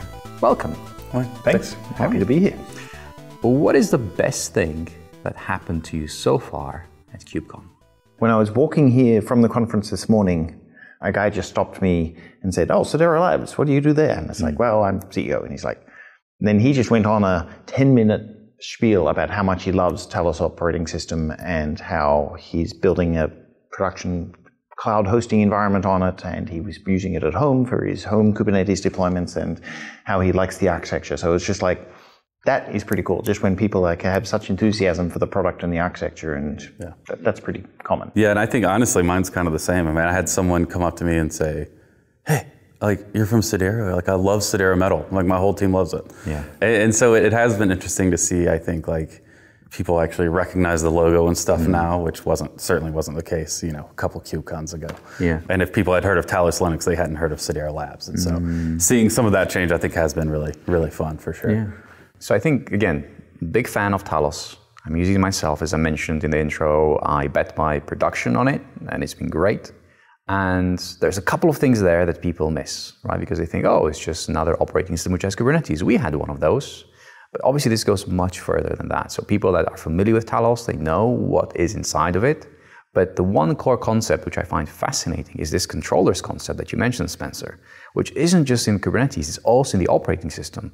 So how does that work? How do controllers work in the context of an operating system, which is not Kubernetes? Right. The project that specifically does the controller-based stuff for the operating system is called COSI, C-O-S-I, and that's the Common Operating System Interface is kind of what that stands for, if I'm remembering correctly. It's been a while since I looked at the acronym. But so the way that works, I mean, it's, if you think about Kubernetes controllers and the controller paradigm, it's really just, here's a set of inputs and here's a set of outputs, right? And the controller handles that, right? So you're looking at informers and things like that in Kubernetes to watch events. Because Talos is all API driven, we have the ability to essentially do the same thing at the operating system level, right? COSI as an idea, we kind of have larger ambitions for, because I mean, outside of Talos, we feel like any operating system should absolutely be API driven, right? Like, even if it's an Ubuntu system with systemd as the init system, all that stuff, you could easily use COSI and extend it to basically do some of that on basically any Linux distro. But obviously Talos is the reference implementation of that. So, but yeah, it's been interesting to switch focus a little bit. When you stop caring about the ins and outs of the operating system, you want it to be controller driven, essentially. I mean, because you don't want to deal with that stuff. You want to say, my IP changed, I need new certs or whatever. Just do it. I don't care, right? And that's kind of the beauty of that paradigm. So. Okay. So we'll skip past the no SSH part because it's also very cool, but it's like there's not much to say about that other than you don't get an SSH into the operating system. Which causes some issues with some companies' security policies, because they're like, they need we have SSH? to be able to scan on SSH. Wow. To make sure your SSH is secure, amongst other things. Like, well, we don't have SSH, so it's definitely secure, but you can't scan that. Interesting. So what would those companies do that need SSH to be able to scan, but they don't have SSH? Like, what is the solution there? Some of them we've actually worked with their security software vendors, like Palo Alto, and we've worked with them so that their software now recognizes Talos as a secure platform. Okay. Sometimes it's just the matter of convincing them. Okay. Yeah, it's these security agents are funny in general, right? Because I mean, even if you have to run it on the machine, because a lot of enterprises you do, of course, but you schedule it basically as a pod in Kubernetes and as a daemon set on these nodes, and then it tries to like use a bunch of binaries on the host system to check in things, and Talos has none of that. So it's like, a lot of it is arguing like, look, what you guys are looking for just isn't possible. So, you should approve it anyway. Okay, that makes sense. Okay. So, as I was mentioning, SSH, interesting. I didn't know about that. That's a very interesting segue. The other interesting, again, personally interesting, is the kubespan feature, which allows you to start like clustering. It's like, how easy is that? Seriously. I mean, this is like not marketing because I'm using it, right? And I've seen like how easy it is in practice. And I was like, wow, this thing is great. Like WireGuard, all like seamless. It's a little bit of that Tailscale experience that maybe some users are familiar with because they maybe have it on their phones and computers and whatnot. But it's a little bit like that, and you get it like in Talos. So how does that work? Yeah, I mean, kubespan is exactly that, right? It's WireGuard built directly into the operating system, essentially. So when you say I want kubespan enabled, we kind of couple what's going on in the local Kubernetes cluster with our we have a discovery service too, that your nodes, if you have it enabled, they'll reach out and say, hey, I'm part of this cluster and here's my info. Here's all the IPs I know about, right? Yeah. And so that's how we orchestrate that WireGuard mesh. And what's been super interesting about kubespan, like I feel like when we first launched it, it didn't get the traction I think we kind of hoped for. But now, as it's kind of been baked in for a while and people have really started using it, we've seen some really cool architectures come into play because of it. Okay. For example, we have a bunch of bare metal users, and we've seen a big, for us at least, a big swing towards bare metal and edge, right? Because that's where people are wanting something like Talos, right? Yeah. But yeah, it's been interesting to see the architectures that come up with that, because we've seen folks not want to, you don't want to spend 20 grand on 3 control plane nodes that, are boxes in your data center, right? Yeah. So like, kubespan lets you do things like, I want my control plane in the cloud nearby, and it's smaller VMs. Yeah. And all of my bare metal is orchestrated with kubespan, and it just works. It's a pretty cool setup for sure. Okay. So it's been about 10 months since we've last spoken. It was January 2023. 10, 11 months roughly. Depending on how you look at it, it can be either very short or very long. But I think in our world, it's a very long time. A lot of things are happening. What are some of the highlights that happened for Sidero Labs and Talos in the last 10 to 11 months? Yeah, lots. Okay. Probably the biggest one from a company point of view is the launch of Omni, which is our SaaS for managing Talos clusters. It's a SaaS for bare metal, which sounds kind of an oxymoron, but you bring your own servers. They can be bare metal, they can be edge servers, they can be in the cloud. You boot off an image or an ISO or an AMI or what have you. And that's basically it. Again, using WireGuard built into the Talos kernel, those machines will register with the SaaS UI control plane side and show up as unallocated nodes. And then you can just go through, you can use a UI to say, these are control planes, these are workers, go create me a cluster. You can template all that and do it in an API-driven way for if you're doing GitOps. And it just makes cluster creation declarative. It makes cluster upgrades, operating system upgrades, ACLs, it solves authentication problems. It ties into your enterprise SAML or other identity provider. So that got launched in end of February, early March, and that's done really well for us. We've got people running hundreds of clusters on it, and it's a great product.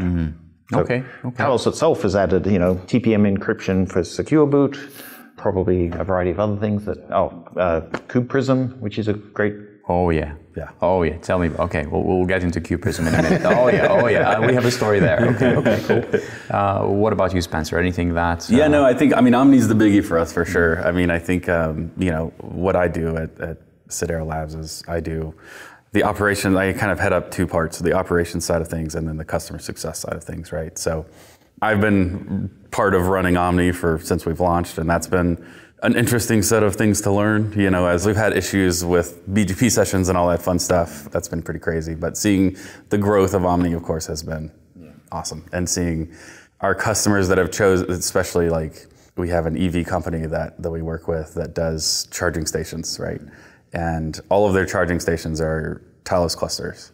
Wow. And they're all checked into Omni. Right. So, and they talk back to Omni over like LTE connections and parking decks and things like that. Are we talking hundreds? Are we talking thousands? Roughly how big? They've got 500 distinct clusters right now, and those are just like, different edge sites basically. So again, that's just seeing some of the architectures that have come out of Omni growing the way it has been really interesting. Okay.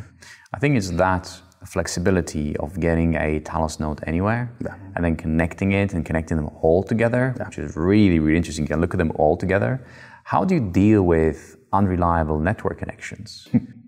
Speaking of CubePrism. Right. Okay, well, it keeps coming back. So let's talk about CubePrism. Yeah, sure. And that is the answer for some of it, right? Because we have had, especially like some of these edge places that do have really crazy networking things going on. A semi-truck parked in front of the parking station, and so then it doesn't work, right? Stuff like that. So it is kind of interesting because, the way that Kubernetes is architected, your workload should remain running if you do not have access to a control plane. Like that should still work. Yeah.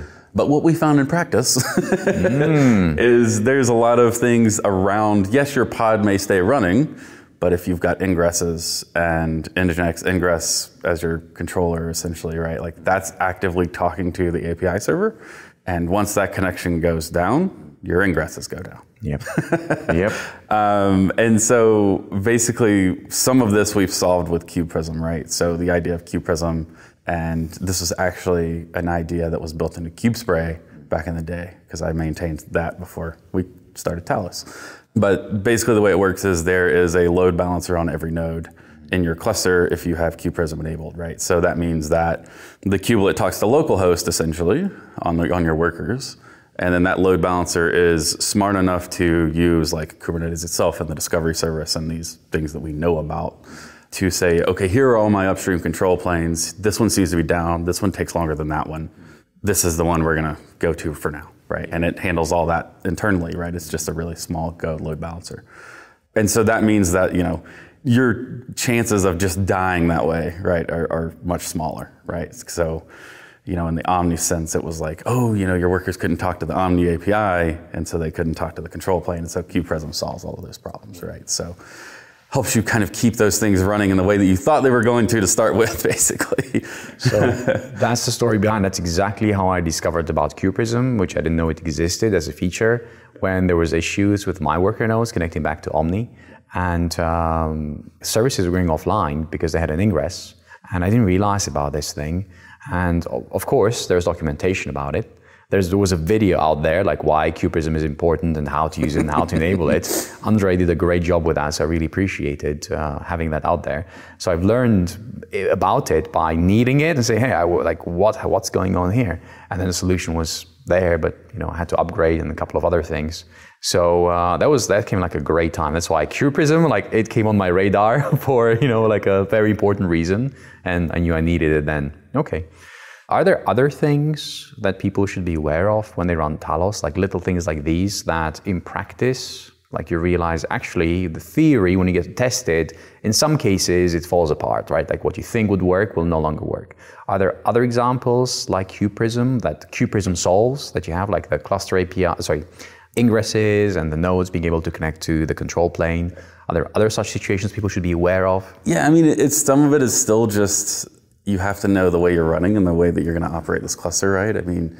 We still see issues. We saw an issue just a few weeks ago around etcd and connectivity across availability zones in a given AWS region with one of our clients, right? So there's certainly still Talos is the culmination of Andrew and I and some of the other folks on the team, having run Kubernetes in real life and doing it with KubeSpray and doing it in this like really painful way. So a lot of what's built into Talos is fixing those things, but a little bit of the problem with Talos is that Talos is really easy, but unless you've run Kubernetes and had some of that pain, it's hard to see how it fixes those things. You know what I mean? Yeah. But there are a bunch of features around, like, KubePrism, of course, the way that we do upgrades, especially of Kubernetes, like, we try to be really safe about that. We try not to knock you offline.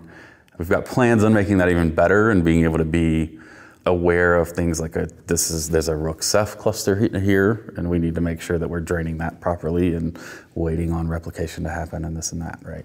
So we've got bigger plans on making that even better, but yeah, there's a lot of things built in like that just kind of hopefully make the operation side easier. Mm-hmm. I would say that just from a Kubernetes point of view, a lot of people don't seem to get I gave that guy admin a kube config and he's left the company. What do I do? That's a remarkably common question. Okay. And what do you do? Well, in that case, like what would someone do in that case? At that point, it's a bit late. I see. Okay. Don't let them leave the company. Don't give them an admin kube config. I see. Okay.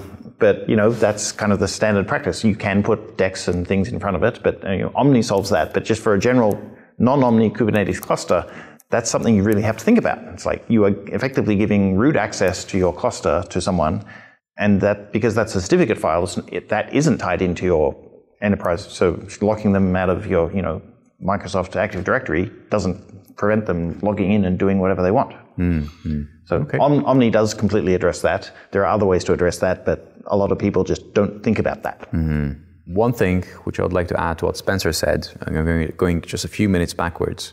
When you upgrade Kubernetes, the one thing which got me is to remember to apply the bootstrap manifests, because maybe your kube proxy will go out of sync. Right. That's like a gotcha. I was like, why is my kube proxy on 127 when my cluster is on 120? Like, what's going on there? And I think this was like especially like for patch versions. I'm not sure whether minor versions do the same thing, but applying the bootstrap manifests is a gotcha. That once you know about it, it's easy. It's of course, and once you understand how it works. But it's something that I found you need to get a little bit of experience with Talos to understand that part. But apart from that, I have to say, production has been, apart from KubePrism, we already talked about that, right? I've learned about it. I need that, and I know why. It's been like pretty reliable, and upgrading things has been pretty reliable. And this is again something that, for the listeners, I chose it because I thought like the technical solution is sound. The implementation looks good. There's like some very good choices being made, like some very good technological choices made inside of Talos. And are you telling me I can get Kubernetes just like that, just by booting a host? Is that simple? Like even just like DDing basically, like DD, lay down the partition, it has its own partition, boot it up, and guess what? It's like a Talos machine. That's all it takes.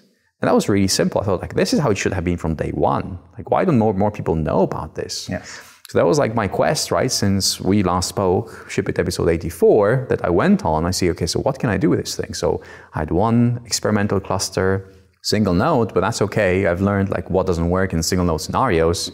And by the way, scheduling workloads on the control plane is a little bit more involved based on when you configure it and how you configure it. But once you know what to do, again, it's fairly simple. And I think that the documentation has gotten a lot better around this as well. That's another thing which I want to shout out, is the community. And I don't mean Sidero Labs, I mean the Talos community, like users helping each other out and sharing their experiences. That has been very nice to see and experience as an end user myself. Is that by accident? Is the Talos community the way it is by accident? I'm sure it is, and it is a leading question. But we're lucky that it's the way that it is, I think, is the thing. I mean, we do have a really cool community and a lot of helpful people out there. And we've actually wound up hiring a bunch of the people that were community people early on. I mean, that's how we got Tim, and that's how we got Noel and some of those other guys around. But we've always Andrew and I talk about this all the time, especially as we grow. But it's like, the thing that's always been important to me is that we never lose kind of the human element of Sidero Labs, right? And I want it to always be such that if folks need something from me, they can Slack me directly, right? Like they know where to find me. They know where to find Andrew. They know how to get in front of us and ask questions like this, because I think that breeds a much more collaborative community, right? And even our professional services stuff is way more collaborative than just we're coming in and doing work and leave us alone, right? It's the collaborative aspect of that, the human aspect of that, I think is what leads to us having a great community. So that's always been, like I said, as we've grown and hired, it's always been an important factor in how we, bring people on. So what is the number one favorite feature that your users are telling you about? Something they cannot shut up about, like, wow, this is amazing in Talos, I wish. Is there such a thing? Well, I mentioned that a guy stopped me on the walk over here, and he was like, you guys just completely solved the provisioning problem. I pixie boot, and I apply a machine config, and I have a cluster. It's like all these other systems where I have to, install the operating system, and install Rancher, and then install Kubernetes, and configure swap, and turn it off, and do all these other things. It's like, all that just goes away. That's a pretty common refrain, just how simple it makes the deployments. But it kind of depends on the Kubernetes experience of the person. We have other people that are just like, I love the fact that it's the same, declarative controller-based architecture on the operating system as in Kubernetes. It makes perfect sense. If you're not experienced in Kubernetes, that's like, I'm used to SSHing in and doing awk and grep and sed, and none of that works, so what the hell do I do? So it's a bit of a learning curve. So one person's favorite feature is the other one's like, I don't get this. Yet. Yeah. But I think that's part of it being a little provocative on some of the choices we've made, I guess. I don't know what the right word is for that. But shipping with no bash and no SSH, of course, there's a ton of graybeard sysadmins that are like, no way in hell would I use this, right? Yeah. Do you know the first thing which I install on a Talos cluster? It's my sysadmin daemon set. And it has like this, literally, if you go to GitHub. You exec into it. And yeah, exactly. I got SSH. I solved that problem. But obviously you have to have like kubectl access, and that goes like through the Omni control plane API, and that's great. But also have like a set of tools I need to have, right? So for example, I use iPerf quite a bit, iPerf 3. So how do you get that? And I need like a bunch of networking tools, like to understand what is happening at networking level. And then before you know it, well, what about the volumes? Can I understand what is happening on the host? And then, well, how do I mount the host, namespace into, so all those problems, I solve it via daemon set. That's why like the first thing, I don't have a neckbeard. However, the first thing, like not a real one, is like, can I get my sysadmin please daemon set running on the Talos cluster? So that is a common thing, and I can relate to that. We don't really recommend you do that, but yeah, that is common. Okay. It works for me. I'm happy. I'm not complaining. Yeah. But no, I mean, it is letting me do it. It is interesting because sometimes the answer is what you want is not something that we have APIs for yet, right? And that's usually a kick in the pants that we need this API, but if it's not there, you can always schedule a privilege pod in the workload cluster and exec in and do what you need to do, basically, right? I mean, there are always ways around it, if you've got admin on that kube cluster. But. What about the number one most requested feature right now? I would say it's better local disk management. Yeah, that's probably true. Yeah. You can read this, but I'll read it for you. I have my notes. Managing local volumes. That is my number one feature. For me, it's something LVM based. Yeah. I think LVM is great. And it's a waste to not use it. I never really liked Ceph or any systems like that, OpenESB, OpenEBS, anything. It feels very heavyweight. And we have LVM. Like, what's wrong with LVM? We can do snapshots, we can do a bunch of things. So on my Talos nodes, CSI LVM is one of the first things which I install. And by the way, I opened the pull request and got merged in that LVM driver. And by the way, this is not Topo LVM. I tried that one as well. It was like too complicated. I can add it in the show notes. And I did Talos support to the CSI LVM because that was the first thing which I needed. Right. Like I have some like very fast disks, even NVMe disks in some case. Why can't I use them? Like that's what I would like to have really. Yeah. Number one feature for me as well. Okay, we're on the same page. Yeah. What about you're not alone. Cool, great, amazing. That makes me feel very good. What about number two? Is there and how far apart are they? Is this like a distant number one, or are they like fairly close together with something else that users want? Like I'm trying to gauge how important one is versus the other. Yeah, I don't know. I mean, I think the other stuff that I can think that, I've already touched on a little bit, but we get a lot of questions about kind of what comes next, right? Like once you've got a cluster up and running, okay, now what, right? And so I do think, to me at least, maybe number two is something around what does a day two stack look like? What does an operations stack look like for this? How does a new user come in and actually grok what's going on? And how they deploy stuff in a way that makes sense, right? So I think that's probably, to me, maybe number 2 of the type of question we get. Yeah. We also get a lot of CNI questions. I don't know. Like, Yeah. does Cilium do this? Can I do Cilium here? Can I do Calico here? Or, whatever. We get a lot of that stuff too. So. Yeah. How easy would that be, by the way, swapping out Flannel, which is the default, CNI, for something like Cilium? Yeah, it's super easy. It's just part of the machine config. I mean, for folks that don't know about Talos, everything is driven by this one machine config that gets passed to each node. And so swapping out the CNI is as simple as saying, I want to use a custom one. Here's the URL for Calico's manifest YAML, right? Or something like that. It's really easy. We have a lot of people that come in and say, I don't want to use Flannel. And we chose Flannel as a default just because it's super easy. If you don't need the network policies and the stuff like that, Calico or Cilium is going to buy you, it just makes sense and it just works. And we had a lot less headache with your total new user. But yeah, we made sure that, because our clusters are all Calico based. Like we run Calico for everything. But question for Steve. Is this somewhere in the docs? Is the Cilium part? The Cilium part in the docs? Yes, it is. Okay, Yeah. okay. I need to look harder then. Well, Search better. No, one or the other. That's actually a function, something that I think we do need to improve. Like our docs content is one thing, it's there and getting better, but our doc search function only shows you 5 results. You can't kind of sort between them. We need to just someone needs to spend half a day and just improve our search. And we're using a search server, so it should be 2 lines of code. Mm-hmm. It's this ongoing problem that Steve and I were talking about yesterday, where we have a lot of stuff that needs to be done, but it's not high priority enough to get done. Yeah. You know what I mean? With 9 people. Yeah. Oh yeah. And that's why I asked number 1 and number 2. How far apart are they usually? Well, I was There's a trying big to think fire. I was trying to think about number 2s, and it's most of the number 2s, which are things that the image factory is solving, which is it's cumbersome, and if you have to write a system extension and how you deploy that, it's that's not a good user experience. How to enable GPUs wasn't a good user experience. With the image factory, that's now it's I want this with this extension and the USB drivers and the GPU support. Tell me more about that. I don't know about that. What is the image factory? We sent an email about it just really? last week. Okay, all right. Well, I'm not good at reading straight to spam. It was CubeCon. No, CubeCon is a bit crazy the week before and the week after, so I blame it on that. But yeah, so tell me more about that. I'll let Spencer describe it. He'll do it correctly.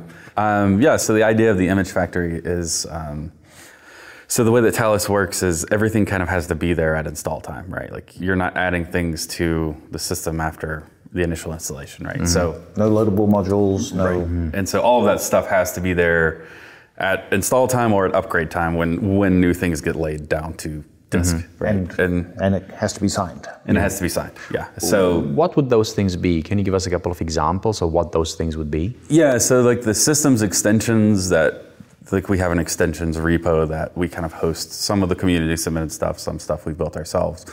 But it's things like the GPU drivers is the big example that everybody, is using. So in order to enable those, you basically say, okay, I install Talos, and then I say I do a same version upgrade, and also say I want this extension as part of it. This is the way that works. And it just wasn't a very clean process, right? So we're building out this thing called the image factory, which basically allows you can go, I think it's factory.talos.dev. I'll have to look. Yeah, we'll put a link in the show notes for people listening to this. Perfect. Cool. But you can just go there and it's just a web UI that says, I want this Talos version and I want these extensions installed. And that will basically on the fly generate an image for you. You would download it and you can specify that same installer image and that same image manifest ID across all your nodes, whether they're, bare metal nodes or cloud nodes or anything, right? It'll be the same image for all of those. And we kind of can generate that on the fly. And it enables people to create these, we have some folks that have their own extensions for internal, we have somebody that runs FRR as an extension for some BGP stuff. We have folks that are doing security agents as extensions that, that has to stay internal. And so having an easy way to build these images and not have to do that, the rigmarole of bring Talos up, patch it with the same upgraded version, and sign it all. And it just takes care of all that. So that's kind of this new big feature, and I don't think I'm doing it justice because I think it's going to be really, really cool. But it has to work its way into Omni first. We're not quite there yet. It's there. The It's out there, but it's not worked into Omni. It's out in beta. It's great if you're just running Talos or probably Sidero Metal. Yeah. But the Omni integration is about to be released. It isn't there yet. Okay. But it's going to be really nice. I mean, one of the things we're hoping to really enable is making we have a few folks doing it already, but making the experience of GPU-enabled bare metal Kubernetes, making that dead simple, super simple, right? Which I think is going to be really nice, because anybody who's installed the NVIDIA drivers knows it's not a fun time. Oh yeah, I had to do it recently. I know exactly what it takes. Oh yeah. Okay, it's a whole new world, and the version has to match, and there's a bunch of things like that. Okay. But the other kind of beauty of the image factory is it's all declaratively driven too. So you have what we call a schematic file that describes, you can do it this way or you can use the UI, but you can have a schematic file that it defines exactly what you want in this image. And so that's also going to enable some of these, like one of the Talos Con talks from last year was this crazy talk. A guy from Dagger forked Talos and got it running on some SBC that I can't remember. The Rackster Rock 5? Yeah, I can't even remember which one. But it was like he had to build a custom kernel. He had to get all this stuff in the mix, right? And so the image factory is going to enable you to plug that stuff in even too, right? So if, I've got this custom kernel that Talos would never support, but you could plug it in basically and Talos can run on top of it, right? So interesting. So it will enable support of some of these things, and at least a community level support for those kind of things. So we talked about the EV use case. I think that's a really cool one. Do we have other cool use cases of Talos that you can talk about publicly? Yeah, I mean, some of the architectures that Omni has enabled specifically has been fun, right? I mean, I think that one has been really cool, and having this nodes and clusters everywhere. Yeah.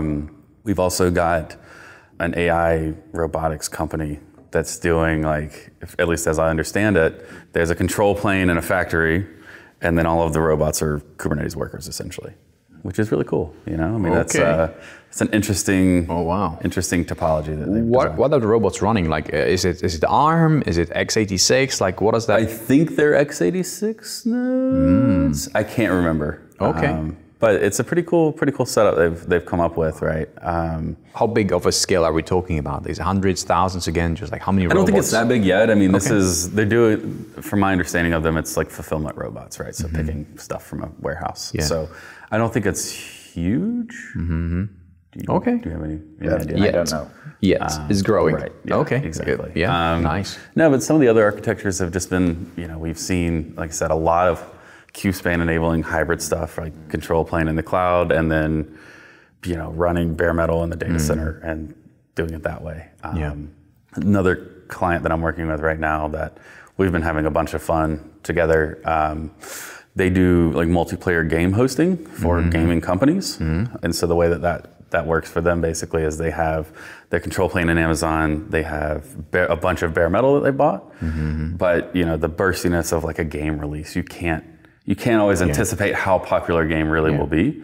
And so then they've got additional bursting into Amazon if needed, right? So it's a truly hybrid cluster. Nice. Okay. And it's been really cool because before CubeSpan came along, I always was kind of I'm a cynic anyway, I think, but I was always kind of everybody talks a good game about hybrid. They want it, but nobody ever does it right. And I think that's still true with the exception of CubeSpan, honestly. But seeing people able to truly embrace an actual hybrid cluster and not just, we have a bare metal cluster and an AWS cluster. These things are commingled, right? Yeah. And that part I think is powerful. Yeah, this gaming company I think is the best case study for kind of the expansion of CubeSpan. It's yes, you've got a whole bunch of dedicated bare metal so that you have costs contained, but if you exceed that, and you need to burst out the same cluster on demand into Amazon or Azure, then that just works. Okay. Yeah, and I think proving that out, and I think one thing that I haven't seen a ton of our Talos users yet do that I'm excited about is seeing how fast Talos really is when it comes to an oh crap scenario like that, where you're we need as many workers online as we can get right now, and how fast can they do in the cluster, right? That's something we haven't had a chance to really showcase yet. And Talos is going to be really good at it. I mean, Talos it's fast. There's nothing there, so it's really quick to come online and check in. Okay, Are there any considerations for latency when it comes to where these nodes are placed? For example, if you have one in the US and you have another one in Europe, would that work? Could you cluster them? Would cubes have anything to be aware of when the latency exceeds like 100 milliseconds, 200 milliseconds? It's definitely possible. I mean, CubeSpan makes all that really easy, but you are going to have to be careful in terms of where your workers are stationed if they're away from the control plane. If those workers require something from the control plane, data about ingresses, whatever, then yes, you're going to have a latency problem, right? So whatever's running at this very remote spot needs to be pretty well by itself, I think. It's still going to be part of that problem. I mean, you can't solve that, I think, right? And obviously your control planes need to be co-located because etcd does not like replication lag unless you tune it a lot. Yeah, we had a pretty interesting scenario with one of our clients around that. Like they were doing etcd in 3 different AZs in the same region in Amazon, but the AZs, something was going on networking wise there and they were dropping packets all over the place, and etcd was even within the same AZs, and that's a supported recommended architecture, right? And it still was like, it lost its mind. So we had to that was part of why CubePrism was built, I think, if I remember right. So okay. For those listeners that stuck with us all the way to the end, one key takeaway that you would like them to remember from our conversation? I think for me, I mean, I'd love to just hit on, again, just the community aspect and how awesome our community is. And so if folks are interested in Talos and Omni especially, come try it out, give it a shot. There's free trials and all that fun stuff for Omni. And just collaborate with us, right? Like the more we can hear from people, the better of a job we can do. So, join in, I guess. Yeah, I think it's similar vein. Talos is better than we let people know. We're not, everyone's an engineer except me. I'm an ex-engineer, and I'm the one responsible for marketing. So any fault in marketing is entirely mine, but we don't do a great job of pointing out all the features that, Talos already does things like, tells you if the version of Kubernetes that you're upgrading to is going to break some of the API calls that you're in use. This is something we've been doing for, a year or something or other. And it's something that I think Amazon is going to release to giant fanfare in about 2 months. We've been doing that, and I don't think we mentioned it on our website. Nice. Okay. So we're better than you think. We're better than you think. All right. So that's okay.